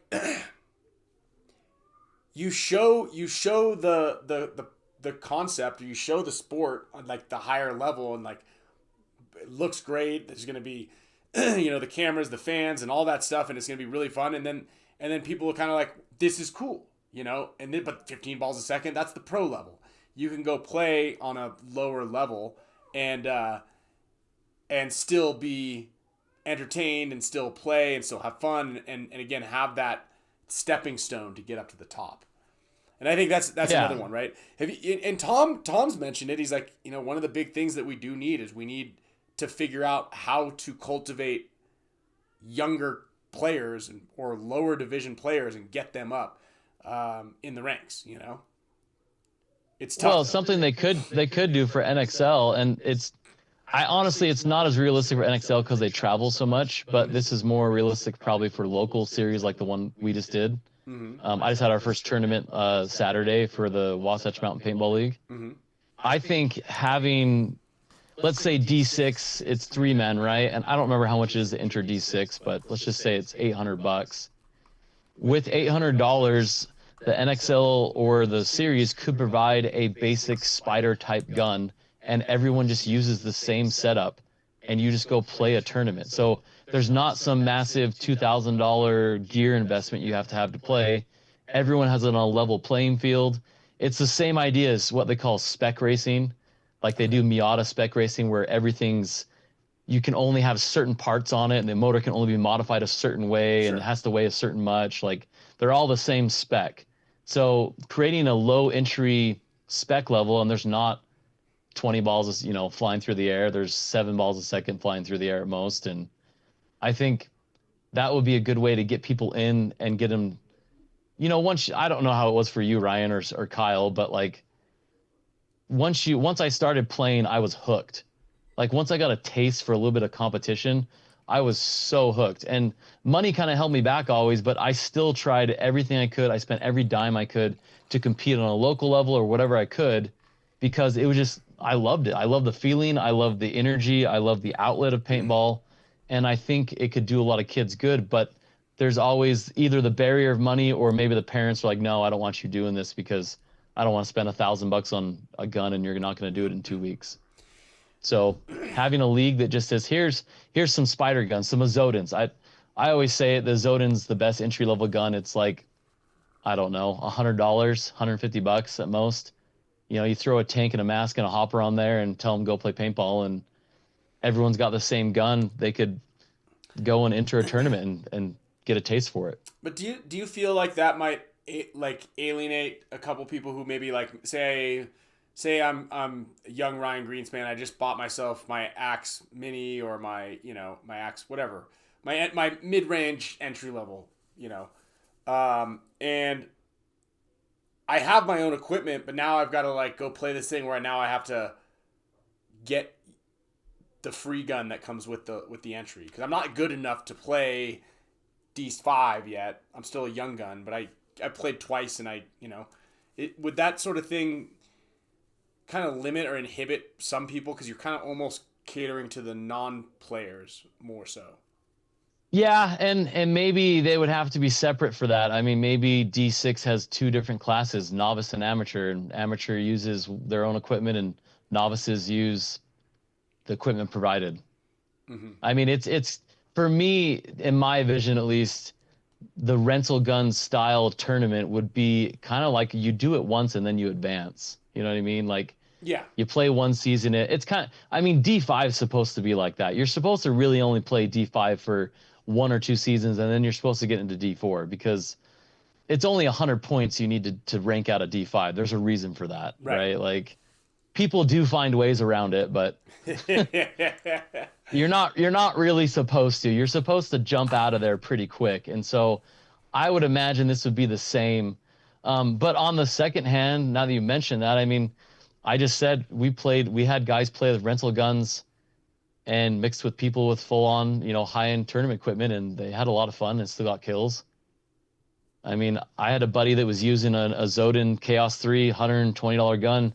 He was stitching people up, shooting people in the backs. Like, I mean, he was having fun whether he had nice equipment or not. So maybe it really doesn't matter. Maybe it's more, if you need a gun, here it is. If you have your own, great. Yeah, and I think you're onto something there too. It's just I could see, or almost like the entrance fee is an extra $100 if you need equipment or something like that. I love that idea, right? Yeah. And I love the idea of everybody playing with the same equipment or on the same level playing field with the same paint or whatever it might be. I've always thought it would be cool to have like each event. Obviously, there'd be some shenanigans going on, but each event, especially for the pros, is like the GI Sports Open, and then each paint manufacturer provides paint to the whole pro league at least, and then each major's paint sponsor has their event, so everybody's shooting the same paint at the same time. I always thought that would be kind of a cool concept, or the same gun. Again, there's just some things there that I think you hit the head on, and it's a really cool idea for sure. Well, and what you're talking about is what, like golf, racing, they all do the same thing. Like it's the Sprint Cup, or it's the, I don't know, Monster Energy Drink Golf Open, right? Like, I think that's something that should happen. And maybe some of them are non-sponsors. Maybe it's the Hertz Car Open. You know, maybe they sponsor an event and people shoot whatever paint, but they, you know, they have a big, and maybe every bunker says Hertz on it. I don't know. You could do so many things. There is something that, and this is, I have not planned this and I haven't tried to organize it. I've talked to several pros about it, but you golf, right, Kyle? I mean, no, I mean, Ryan, if anyone golfs a little bit more than me. Oh, does it? Okay. Well, I don't know if that was a question, like he already knew Ryan golf. No. Okay, all right. No, I actually did not. I know how to golf. I don't Perfect. golf. Well, so they do celebrity golf matches occasionally, right? Through the PGA. I think it would be a freaking riot and people would watch it if we did a celebrity paintball tournament. That's a great idea, actually. Like three pros and 2 celebrities per team, or whatever you want to do for a roster. Majority pros, but you have 2 or 3 celebrities mixed in, like, and it could be anyone, right? Like it could be, you know, Daniel Craig or whatever. Like, obviously I have no connections with any celebrities. So, I mean, you're the one that knows Ariana Grande. So maybe she can come play, you know, start mixing it up. I do think there's something too, like live and more like catching, you know, what goes on behind the scenes or like the conversations that are had. You know, like HK did that this last event. They were doing like a live stream, kind of in the pits. I mean, there was a lot of like, they were following heat, which, I mean, teams probably don't like want people in their pits talking about like, you know, gameplay and that stuff. But I think that's a good idea. I think that's, you know, the next level that we're stepping into. Absolutely, yeah. Like, and that goes back to like getting people interested into the story, right? I know Matty Marshall talks about this quite a lot, like the story, like you want to be involved and be drawn in, like you're invested in this person. Like I see Kyle in the pits coaching, or I see him going out and doing a move. Like I'm involved with Kyle now. I want to see him succeed, you know, and that happens to me when I watch paintball, like, and you know, just both of you guys, Dynasty and Diesel, like, I get very involved with you guys and what you're doing. And like, I know who's on the field by your gear and your numbers. I'm like, oh my gosh, Kyle just made a move, or Hendenberg, you know, whatever, Mouse just made a move that was amazing. That's so good. You know, also the heartbreak, like, oh my gosh, you guys got in your head and now you're dropping points, you know, like, yeah. Let's snap out of it. You know, like I get involved like that. And I think other people will, if they could see the story of you guys, especially, well, like, once again, Diesel and Dynasty, you guys both have a team with a really great story. Like Dynasty, you guys have been around forever. You were kind of ushered in a new playing style of X-ball or tournament ball, whatever you want to call it. Diesel, you guys are the blue collar working man's team that came in when, you know, no one else was really a paid team other than Heat and X Factor and Impact, you know, like, it was really cool to see that. I got involved very quickly, and I think if other people kind of knew that story behind either of your teams, I think they would be more invested and want to just see what's going to happen next. You know, like, I don't know, they used to do shows, cliffhangers, right? Like, what's going to happen next? Oh my gosh, like, are they going to get relegated? Are they going to win the tournament? Like, who knows? Like, let's see. Is NYX going to be relegated for the 3rd time? We don't know. It's possible. Well, we most certainly need a series, right? Not just a one-off show. Yeah, absolutely. Like the NXL thing that's going to happen. It's going to be great for paintball. It's going to be, you know, ESPN is stoked on it, but it's going to be a one show, right? We need a series, so you, like you said, you can have a cliffhanger at the end, or you can have something that like really, like you said, we were talking about it today about how, you know, you want to make sure you can do more of these things, especially if this one's successful. But like, at the end of this, there should be either a rematch title fight, or, hey, you know, if we do this and it's like the first half goes off, like, and people are just absolutely loving it, it's mental, you need to be like on the horn for like at the end of the second match, like getting other teams like, hey, you know, Diesel, if this works out, would you guys be interested in doing this concept again? You know, and I think that's also a good one. That way at the end you can be like, all right, you know, what a match. Get ready for event number 2. Do we have a name of the league yet? Or it's not even a league. It's like the I haven't had a name for the event yet. I was trying to think of something that kind of blended what it was going to happen and the team names. I have not come up with a name yet. So as far as that goes, I know we talked today about this, getting things rolling. So this coming Monday, so a little more than, or a little less than a week from now, I will be launching on my website ticket sales, and we will have advertisement, and we will have a name for the series and everything. Awesome. And I hope it is a series, Ryan. Like, I really do. Like, if this is successful, I will be on the phone to any pros I know already, like everyone, and saying, look, we want to line in the next matchup. And then I do want, whoever wins this event, I 100% want to do a return as a defending champ and be like, Dynasty won this event or Aftershock, and now they have to defend it against, Diesel or Uprising or X Factor. Dude, like, hell yeah. Who's gonna walk out of this next? And as far as the TV show goes, with these one-off matches, I mean, imagine if one episode was just half the match, like boom, halftime. They're ahead by 6. Will they be able to come back? Find out next month when we film the rest and show it. Yeah. Or next week or whatever it is. Yeah. Like, I don't know. A lot of people, I guess, didn't grow up with that. I grew up with TV shows like that. Right. It was like, holy shit, what's going to happen next week? I don't know. We got to be here at Thursday and make sure we're watching, right? Like, there's no pausing. That's like, that's how cable is, and Apple TV still does the releases like that. I want to say that Disney does. Otherwise, as well. I'm up till 3 a.m. watching. binge watching. Netflix has got Kyle up all day, all night. You've got no self-control of shows, is what you're saying, Kyle. Yeah, and then when I want to go to sleep, I'll just like fast forward a little bit to the next episode, so that I can see what the cliffhanger was, and then I'll shut it off and then come back and watch it. They are more shows are starting to do that. Like, what was I watching? The show School Spirits. They release one episode every Thursday. And I got hooked on that show, and I was like, literally every Thursday, I was like so excited to like watch the next episode. It's like, it's released, and I'd watch it on my lunch or whatever, because I live on the property where the field is and where I work, so I have the luxury of coming inside and watching a show while I eat my lunch or whatever. But that we need that kind of thing, right? We need people eager to see what's going to happen next. Yeah. I kind of wish the ESPN show of Legion and Aftershock that they shot and filmed, I kind of wish they would have done that. Well, they needed. Well, I wish they would have only showed half. We were gifted 24 minutes. That's right, yeah. They're on like, ESPN. It was a funny story. They're like, hey, ping pong guys, that you still going to be on TV because the show that we were going to show on this air that like fell through, and they're like, yeah, it's actually paintball, and they're like, yeah, whatever, cool, you're in. Like whatever. You have a show, and can you produce it and make it happen in this time? And they're like, first of all, it's paintball. Second of all, we're gonna need more time because our event isn't until this time. They're like, sure, you got it. Right. So yeah.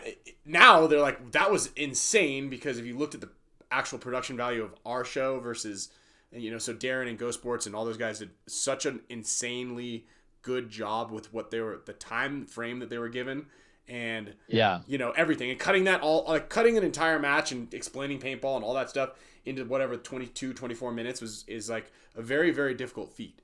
So bravo to them for doing that. But you're right, like we needed an hour at least. We need to show what happens in the prelims a little bit, like how those teams like they got there, like a little story arc of the players, like who these guys are. Like there's a lot that needed to happen, because again, it was like a shotgun of information to people that weren't prepared to consume paintball information, right? But again, like that's why I think your format's excellent, and if the pilot, this would be considered a pilot. It's a pilot program for the format. Yeah, pilot program for you, and a pilot program for the TV show concept. That could be really cool, right? And you're right, like two 12-minute halves, and that's with 10 minutes of fluff and conversation and what is paintball and this and that, and like, or 15-minute half, sorry. That's like a perfect amount of time to really explain the game, explain what's going on. And like, again, we need those 2 minutes. And you're right. The tricky thing about your format is it's expensive, right? It's expensive to get the teams into the position. It's expensive to produce. And the 5 divisional formats, the 10-mans and everybody else, that's what helps to subsidize the pro league, because we do pay $3,000 a team to be there or more. You do, yes. So like, But you're right. Like, all of that money should subsidize the pro section of it, and there should be a giant pro spectacle. And maybe there should be less teams. That's another big kind of conversation as well. That's a whole other episode right there. Yeah. I mean, in short, I think it's good that there are more pro teams because it does bolster tournament paintball in a lot of different regions. If there's only 10 pro teams, sure, it'll be more competitive. But right now, even the bottom 7 teams, 8 teams are still pretty competitive, and they are right there. You look at NRG Elite, who lost every match by 1 point. Aftermath beat Diesel. So there's like opportunities, and there's things that are in there like with the bottom teams, and it's really good for tournament paintball in those local regions. And I think that's the biggest. It definitely is. Yeah. Yeah. No, I totally agree with that, and I think that that's kind of the evolution we got to go towards. And I know obviously it can't happen right away, but I kind of really just hope that this match is an example of like, this is how we can be doing it. Mm-hmm. And like I told you on the phone, we were talking, these events, if you keep them, so my original number was 300 people, and obviously there'll be more than that because of teams and their crew and everything, but an event with only 300 people, that's very doable for pretty much any field that has a speedball field. You obviously, like I'm getting bleachers for it and things like that, but like you have to realize that like an NXL tournament, that's huge. That's thousands and thousands of players. Like it takes a really giant venue to house that. Now a tournament between 2 teams and 300-400 spectators, that's a different story. And maybe that grows eventually, right? If we have better venues, but if we're spending all the money on a venue just to host one tournament, it's just not enough. I mean, people want to watch stuff more than that. It can't. I mean, 5 times a year is. I mean, I'm already eager to see the next tournament. Yeah. I'm eager to see Dynasty freaking crush it, or Diesel to crush it. Diesel. I mean, you guys are so primed to win a tournament, Kyle. Like it's like right on the freaking cusp. Like it's exciting to watch. Honestly, you guys have just been improving exponentially the last 3 tournaments, and it's just been really exciting to watch. So I've watched Dynasty since I was a teenager. Like I love watching you guys win too, but it's the same kind of thing. Like you guys are clawing your way back up to the top, like, right? Like had a few bad tournaments, you're already coming back. I mean, those are both stories that I want to see more on TV. I want to see more on the media. Like, and I would love to have Diesel out here. I don't know, Kyle, if you guys played a 1v1 match like this, who would you want to play? Just out of curiosity. Call him out. Do a call out to someone, be like, gonna throw down on you. Oh, well, I mean, I guess what everyone would probably like, the best thing to watch would be like us and Impact. Yeah. That would be very entertaining. That would be very I think entertaining. that would probably be the one to do right now. But I think I'd for me personally, I would probably want to do it with Fit. Oh, rematch against Not Fit. not even. And two, if we would have went past Impact at the last match, we would have played Fit. And I think like a lot of like my thought process in combination with Mark as far as strategy, I think matches up well against Impact. Just had some unforeseen events that There it is, event 2 already on the ticket. I love it. For late summer, maybe late summer. Impact versus Diesel. I don't got Dave Bain's contact anymore. Maybe you can send that to me. I'll call him, or I'll call Bart. Got you. And Mark, I need you to send me Mark's contact. All right, will do. I will definitely talk to both of them.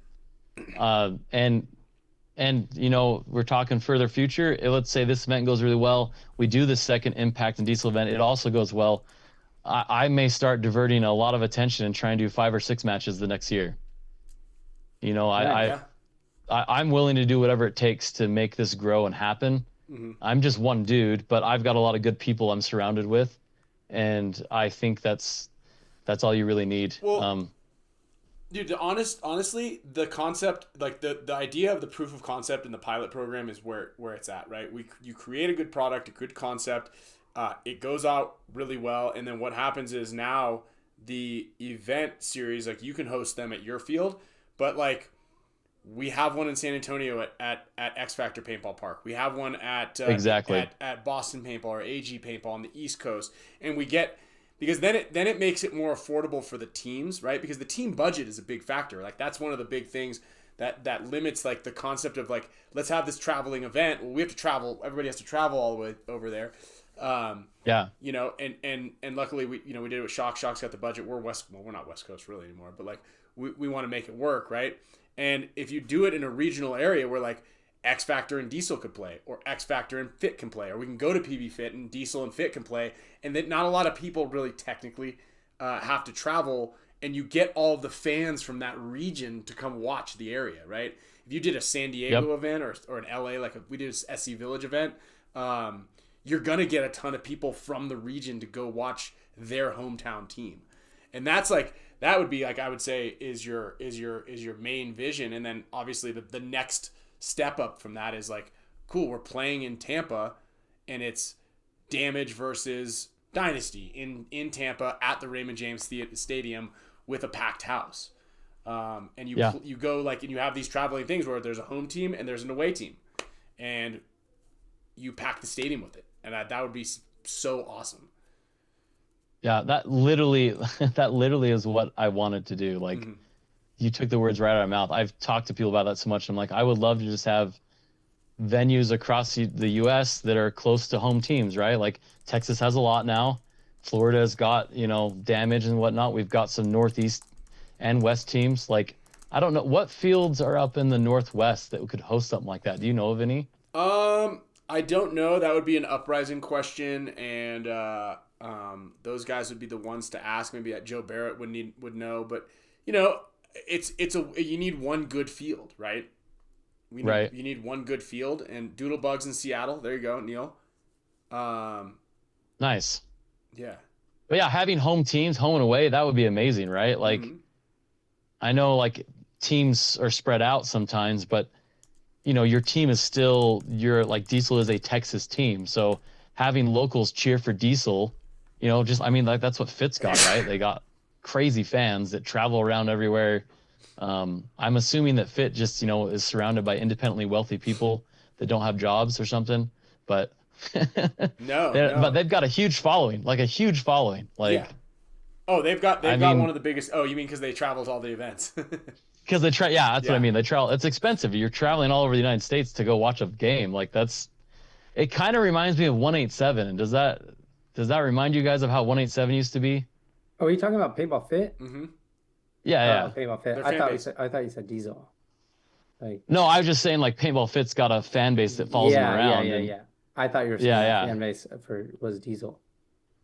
There is fans for Diesel. I've definitely seen him when I was at tournaments. No. I thought we're just getting confused. No, I thought you were saying like Diesel's fan base was like this crazy fan base. It's at every event. No. I was just oh yeah. We all know that PB Fit has the crazy fans. Yes. And maybe in a good way, but just they're very passionate, which I think is great. I don't mean crazy in a negative way. I just mean that they're very passionate and willing to travel, and I think that's fantastic. Correct. I don't think a lot of people can do that necessarily, but yeah, I just remember 187 used to have always giant crowds of fans in the stands. They were screaming. I mean, that was PSP, but like they were always loud as crap. Like, just even on the webcast, you could hear them blaring out over like everything. So I thought that was kind of reminiscent a little bit. Yeah.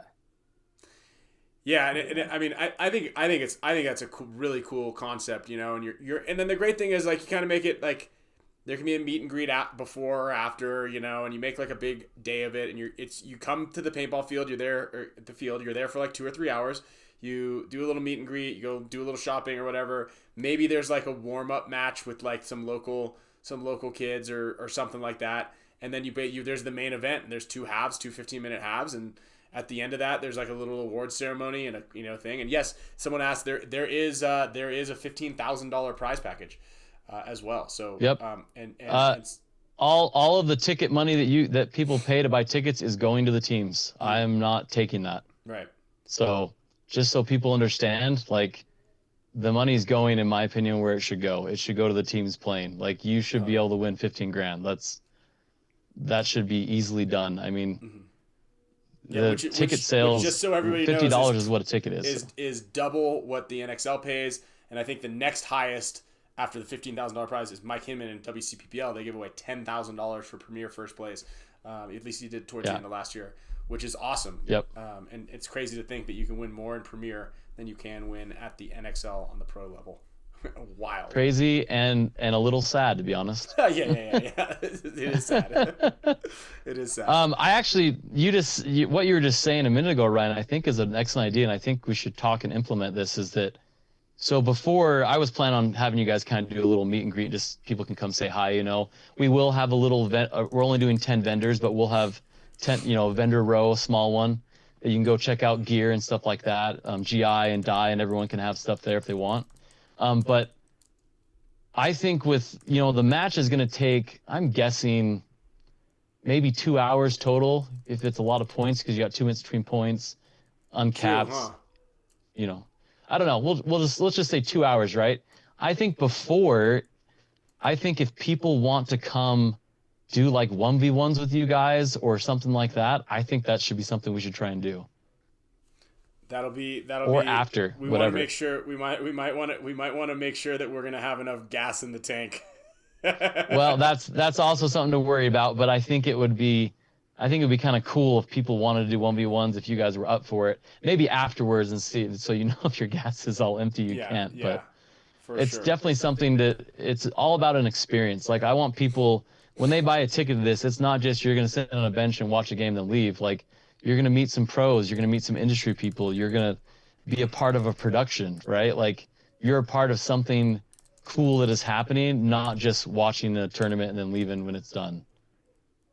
I think that's part of it. I don't know if people really care about it as much as I do, but when I was in Vegas for NXL, I probably talked to like 30 different pros because, they're just all walking around like, hey, I knew who everyone was. It was kind of funny, actually, because my buddy that's with me, he's played paintball for a long time, but he doesn't really know all the pros and what they look like, and I just knew what everyone looked like. So I was like, hey, Ryan Moorhead, how you doing? Or like, hey, Marcelo, or Glizzy Lips, come on over here, I want to talk to you. Like, just it was kind of fun, right? And I want people to have that experience, like, to be able to talk to pros and just ask them and hang out with them, and it's good times. Like Kyle Berry, like, he came and did a clinic here last winter.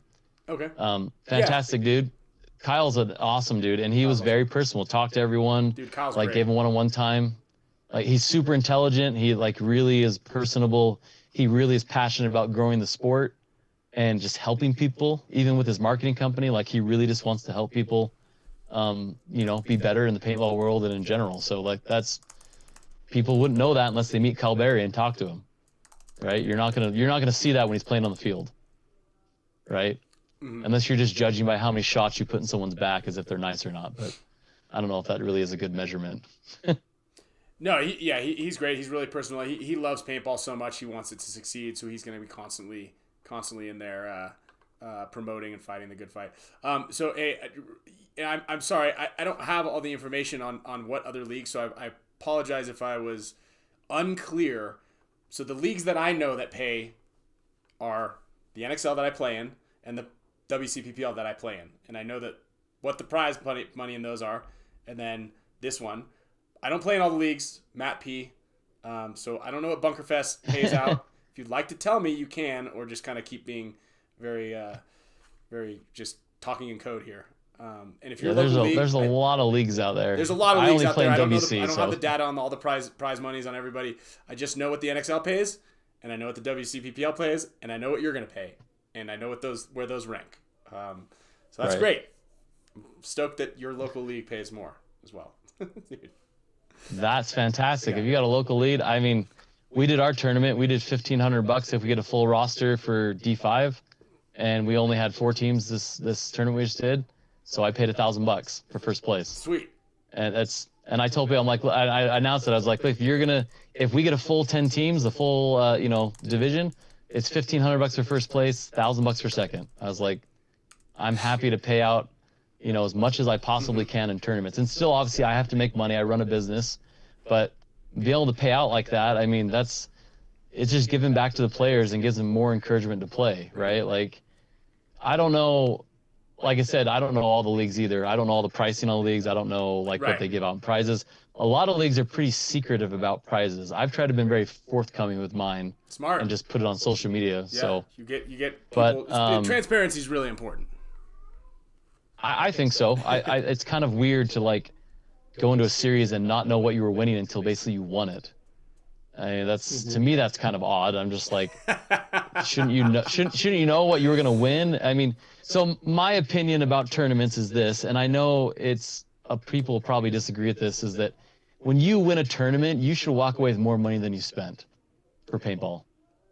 So if you spent $2,000 to get in, $2,000 to get in, and you spent $1,500 on paint, you should be winning more than $3,500. Even if it's close to breaking even, you should still be winning enough that you're not like paying to play if you're winning first place. I don't know. Maybe people don't agree with that, but yeah. I mean, imagine if you're playing pro, I don't know what you guys pay for paint or whatever, if you do paint at all, but like you pay $3,000 to get in the tournament, you should be able to win at least like $15,000, I think, per tournament if you're winning first place. That should pay for entrance paint, and then you all get money from that on top of that. Yeah, that'd be nice. Like that seems fair to me, and that's not. What do they pay? Is it 8 for first place in pro, or is it 10? It's 8. It's 8. 8 so and 3. I mean, 8 is less than entry for 3 pro teams. So there's 20 teams. I'm pretty sure it's possible to pay more than 8,000. That's what I thought. Sorry, Tom. So I know that's aggressive, but so it's actually it's weighted, right? There is a large prize package for World Cup. So first place at World Cup is $40,000. That's right. I want to say second place was better. like a significant drop in that, because we took second place, and I was like, huh. Oh man, I forget what it was. So I don't want to. I'd have to look it up, but I want to say it was like $8,000 or something like that. It wasn't not nearly as much. So big step down for second. Okay. Yes, big step down. I mean, I did half. So this term we did 1,000 for first place, and then we did $500 for second, and then third place was free entry for the next tournament. Yeah. Back in the day, stickers, barrel condoms, and lube. That's what we got at the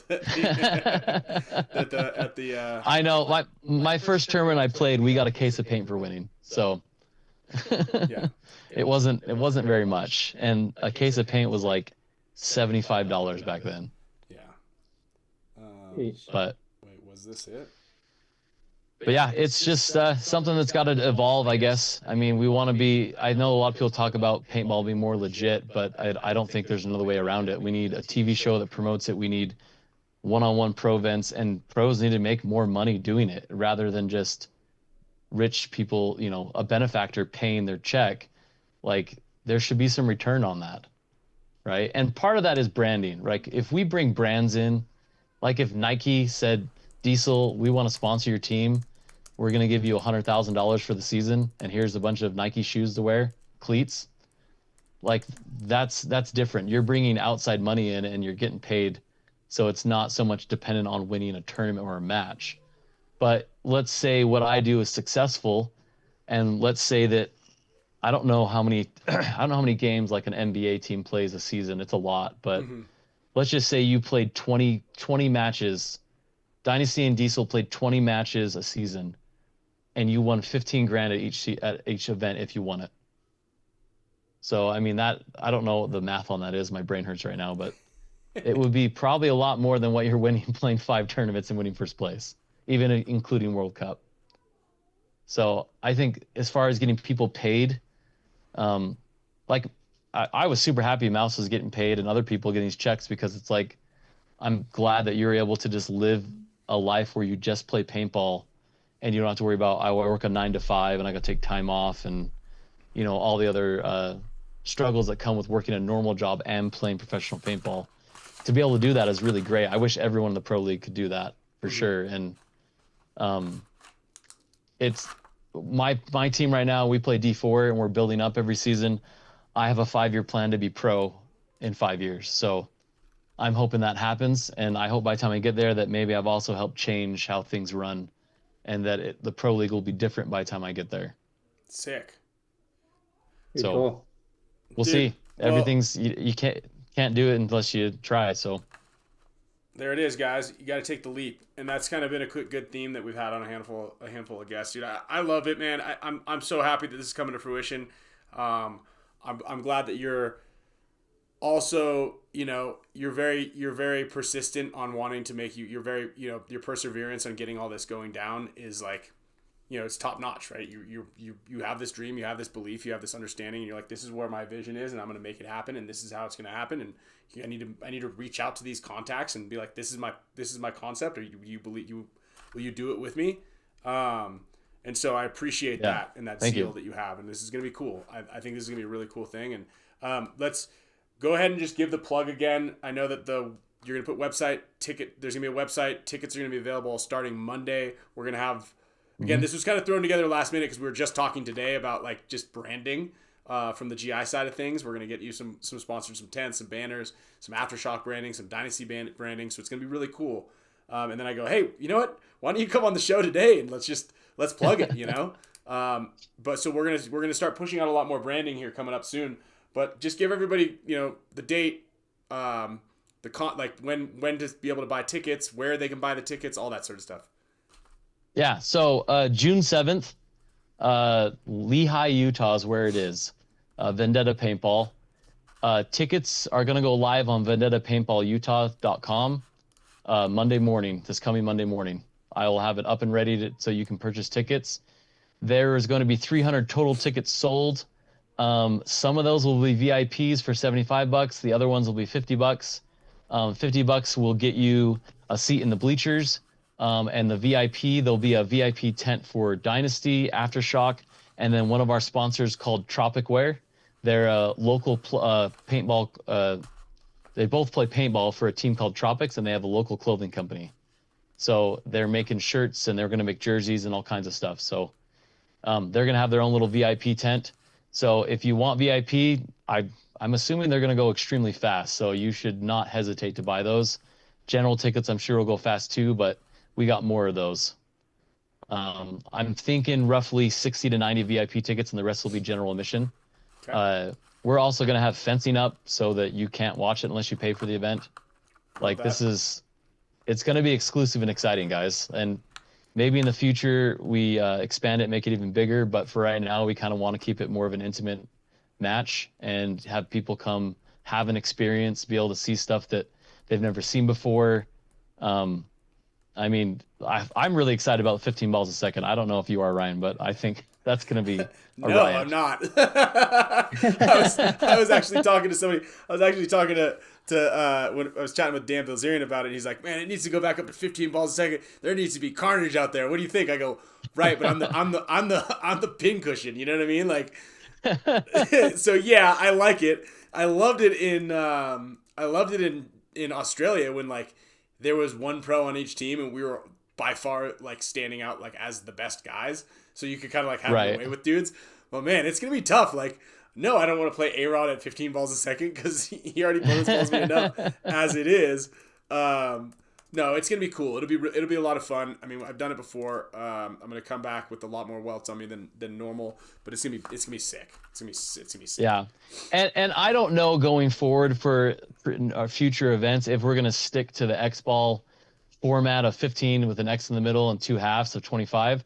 I think we will stay close to, but we'll see how it goes. If it didn't really make it much better at 15, maybe people don't move enough, we'll go back down to 10 or 12 or something. We'll try what works.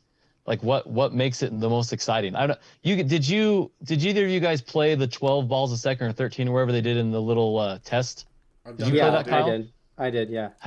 What did you think? That since you've been playing 10 for so while, do you think it made a difference, or is it better or worse? Bit. I would enjoy it. I mean, I kind of feel like it would be fun to go up to like 12. Yeah, that's what I came up on was 12 and a half. So I was very used to that, and it felt very slow when we went to 10 and a half, at least to me. Like, felt really slow. Like, obviously, there's still a lot of paintballs in the air, but yeah, I don't know. I haven't played 12 and a half in forever, though, so I was kind of curious how that went or how it felt, I guess, to play faster BPS again. Yeah. We had limited paint, so it was kind of evened it out, I think, a little bit, but I enjoyed it. I didn't think it was like too much. different. Did you other feel than like it was when you get harder? to Did you feel like it was harder to move? Maybe a little bit. It was Yeah. definitely like you don't miss as many shots, and like if you have an opening, to get paint on a guy in like a short window, you get like 8 more balls there, so your likelihood of shooting someone goes up. Yeah. I think it makes it a little bit, in a sense, maybe even easier. So I don't know Right. if that. Yeah, that's if good. that's good or That's bad. good impact. Dude, running and shooting, you're almost unstoppable at 15 balls a second. Yeah. And I'll tell you right now. That's why I was like- I'll tell you right now. Luckily, we're both sponsored by Empire and GI because you can't use any of the other loaders at 15 balls a second. Or you can't use Spires, that's for sure. But we got this Halo. Oh, you're talking about the Halo? Yeah. I just got the Halo Pro Kit, and it's these things. I shot it on my gun. I put my gun at like 20 balls a second last weekend, just to rip it. I put it on my Instagram page, and these things are built for speed for sure. Back in the day, I I think the Rotor wanted can a do it, yeah. Halo so bad. It's Halo or Rotor can do it. So I've tested the Spire 5, and when I tested it, it was 24 balls a second. Okay. So, Back in the day when we I- played in Australia, you could not do it. Oh, really? No way. Hmm. Not consistently. Yeah, I don't know. It's just not force. I have fed, it. right. You need a Right. and here's the thing: you're gonna get bursts, but you need to have pressure on the stack. That's the big Right. one, right? That's what you need. You need torque. You put this thing up to level 6, and you're cooking. I'm interested to see what paint GI comes with it for the vent, because with the faster BPS, I know. I don't think you're going to be able to run as brittle of a paint, right? Yeah. Like, it's going to have to be a blend kind of between the two. Yeah. So it'll be interesting to see what mixture they come up with and the recipe for it to make it work. I mean, I don't know if they've made a ball for 15 BPS tournament style I guess Australia said, so maybe they'd make it out there, but it'll be a different ball for sure.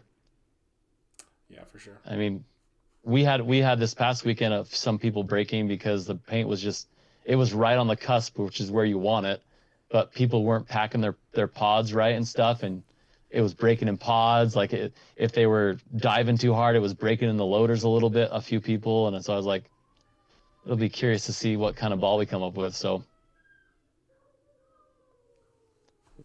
do you guys use the Kyle, do you guys use the Triad? Are you using the Triad this season, or are you doing the Halo Pro? We're using the Triad.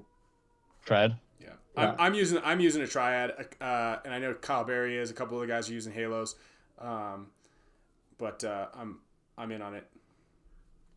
Yeah, well, I'm glad they finally Mine's came good. out with the Pro Kit. Mm-hmm. So, yeah, a couple guys in the field have the Triads. They said they like them. So I've never used one. I mean, they haven't been out that long or whatever, but I use Spires and controls mostly, and I've just been curious about it, so I tried one out. They seem pretty good. Yeah, and they hold a lot of paint, which is nice too when you're shooting that much paint that fast. But Yeah, I gotta have high. I use a 280, so. high cap. You need a high cap I- at 15 balls a second. That's for sure. Oh yeah, for sure. Well, it's an extra couple seconds off the break you can shoot before you got to pot up, so it's an advantage, I think. But Yeah. Well, awesome, dude. Really stoked on this. We're gonna be talking a bunch coming up here to get everything dialed in. For sure. But I'm gonna start cooking on everything and getting it going. And so I'll send over some concepts with you, and we'll go back and forth here. And yeah. As a reminder, we'll shoot out reminders. We'll get you guys tickets. We'll get everybody pumped on this. And thanks a lot. I appreciate it. Yeah. Yeah, I like the thanks for shirt having me on, too, guys. also. Seth. Thanks. Sure. Yeah. It's actually, I will say, this Tiger Wear shirt, one of the things I won from being a sponsor, or not sponsor, but a member of the Spicka Span Show. It's very Yeah. comfortable. Dude, it's high And- quality. That's Yeah, what and this, it's- this yeah, same one it's- that I just made is same Is it exact style? same, like, yeah, exact same shirt. Yeah, it's Like the cut and a everything. heavier shirt. It's a much Yeah. heavier, thicker, like, shirt or whatever. And I'm very, very particular about my t-shirts. And I usually wear a different style, but when I got this, I tried it on. I was like, this actually is extremely comfortable to just wear all day when I'm doing stuff. Hey, the plug. The plug, That's what I- dude. that's Good what I call. do. Tiger Wear, guys. It Yeah. is. Tiger Wear. It's yeah. high quality, and I think that's an important factor, right? One good. That's why. But that's yeah. This sweatshirt With the thousands and thousands of t-shirt companies out there, high quality t-shirts everyone is not high quality. So it's not easy to find, in my opinion. There's a brand I've bought for years that I searched, and once I liked it, I just kept buying from them for that reason, because that's just the way I am. I have probably over 100 t-shirts, and I gave 90 away about 3 years ago. So I have a lot of t-shirts. but yeah. So I appreciate the everything you guys do. Like, this show's amazing. I enjoy watching it. I like the free ball style. I told Kyle that in Vegas. I was like, it's different and I like it. Like, it's not all mechanically laid out and pre-recorded and edited. It's just what we say and what we do is what it is. So nothing wrong with that, I think. Hell yeah, dude. I appreciate that. Thank Appreciate you. it. And we appreciate everybody, all our viewers, man, for sticking with us, and we appreciate everybody. Yeah. Oh yeah. Thanks for having me, guys. All right. I appreciate it. All right. I'll see you guys soon. Good chat. All right. Yeah. Thanks, Ed. Peace. Yeah, cool, dude. I'm excited for this event. I'm excited for possibly having more of these events, and we'll get some stuff out there. We'll get some stuff out there and content going. In the meantime, I did spin the wheel in the back because we are kind of going a little over here, and I wanted to get you guys wrapped up. And I forgot a charger for my computer, so I'm at 5%. So figured we'd rip that out right now. Yeah, I got to bounce too. Mine's at 10%. I got no plug nearby, so okay. I'm gonna bounce out, guys. All right. We'll see you later. Thanks. Later. Thanks. Bye. So real quick, as a reminder, check out the Dynasty site. I saw a couple of the ice clear frames, the gemstone frames have just sold. If you're a part of the Dynasty Champs Club, check the DCC Discord, because I believe a discount code was shared there. Giveaways. We got an all-in package, all-in and HORMESIS headband. Went to Derek Isaacs. We got all-in and HORMESIS headband going to Melissa Parker. All-in videos going to Sergio, Chris Holsey, and Texas Menace. Texas Menace in the house. So you guys will get free links for those. Always winning. He's always winning. Clatter Paintball. We're gonna show this poster off next week. You can check it out on the on our Instagram. But AJ from Lords getting the Clatter Paintball.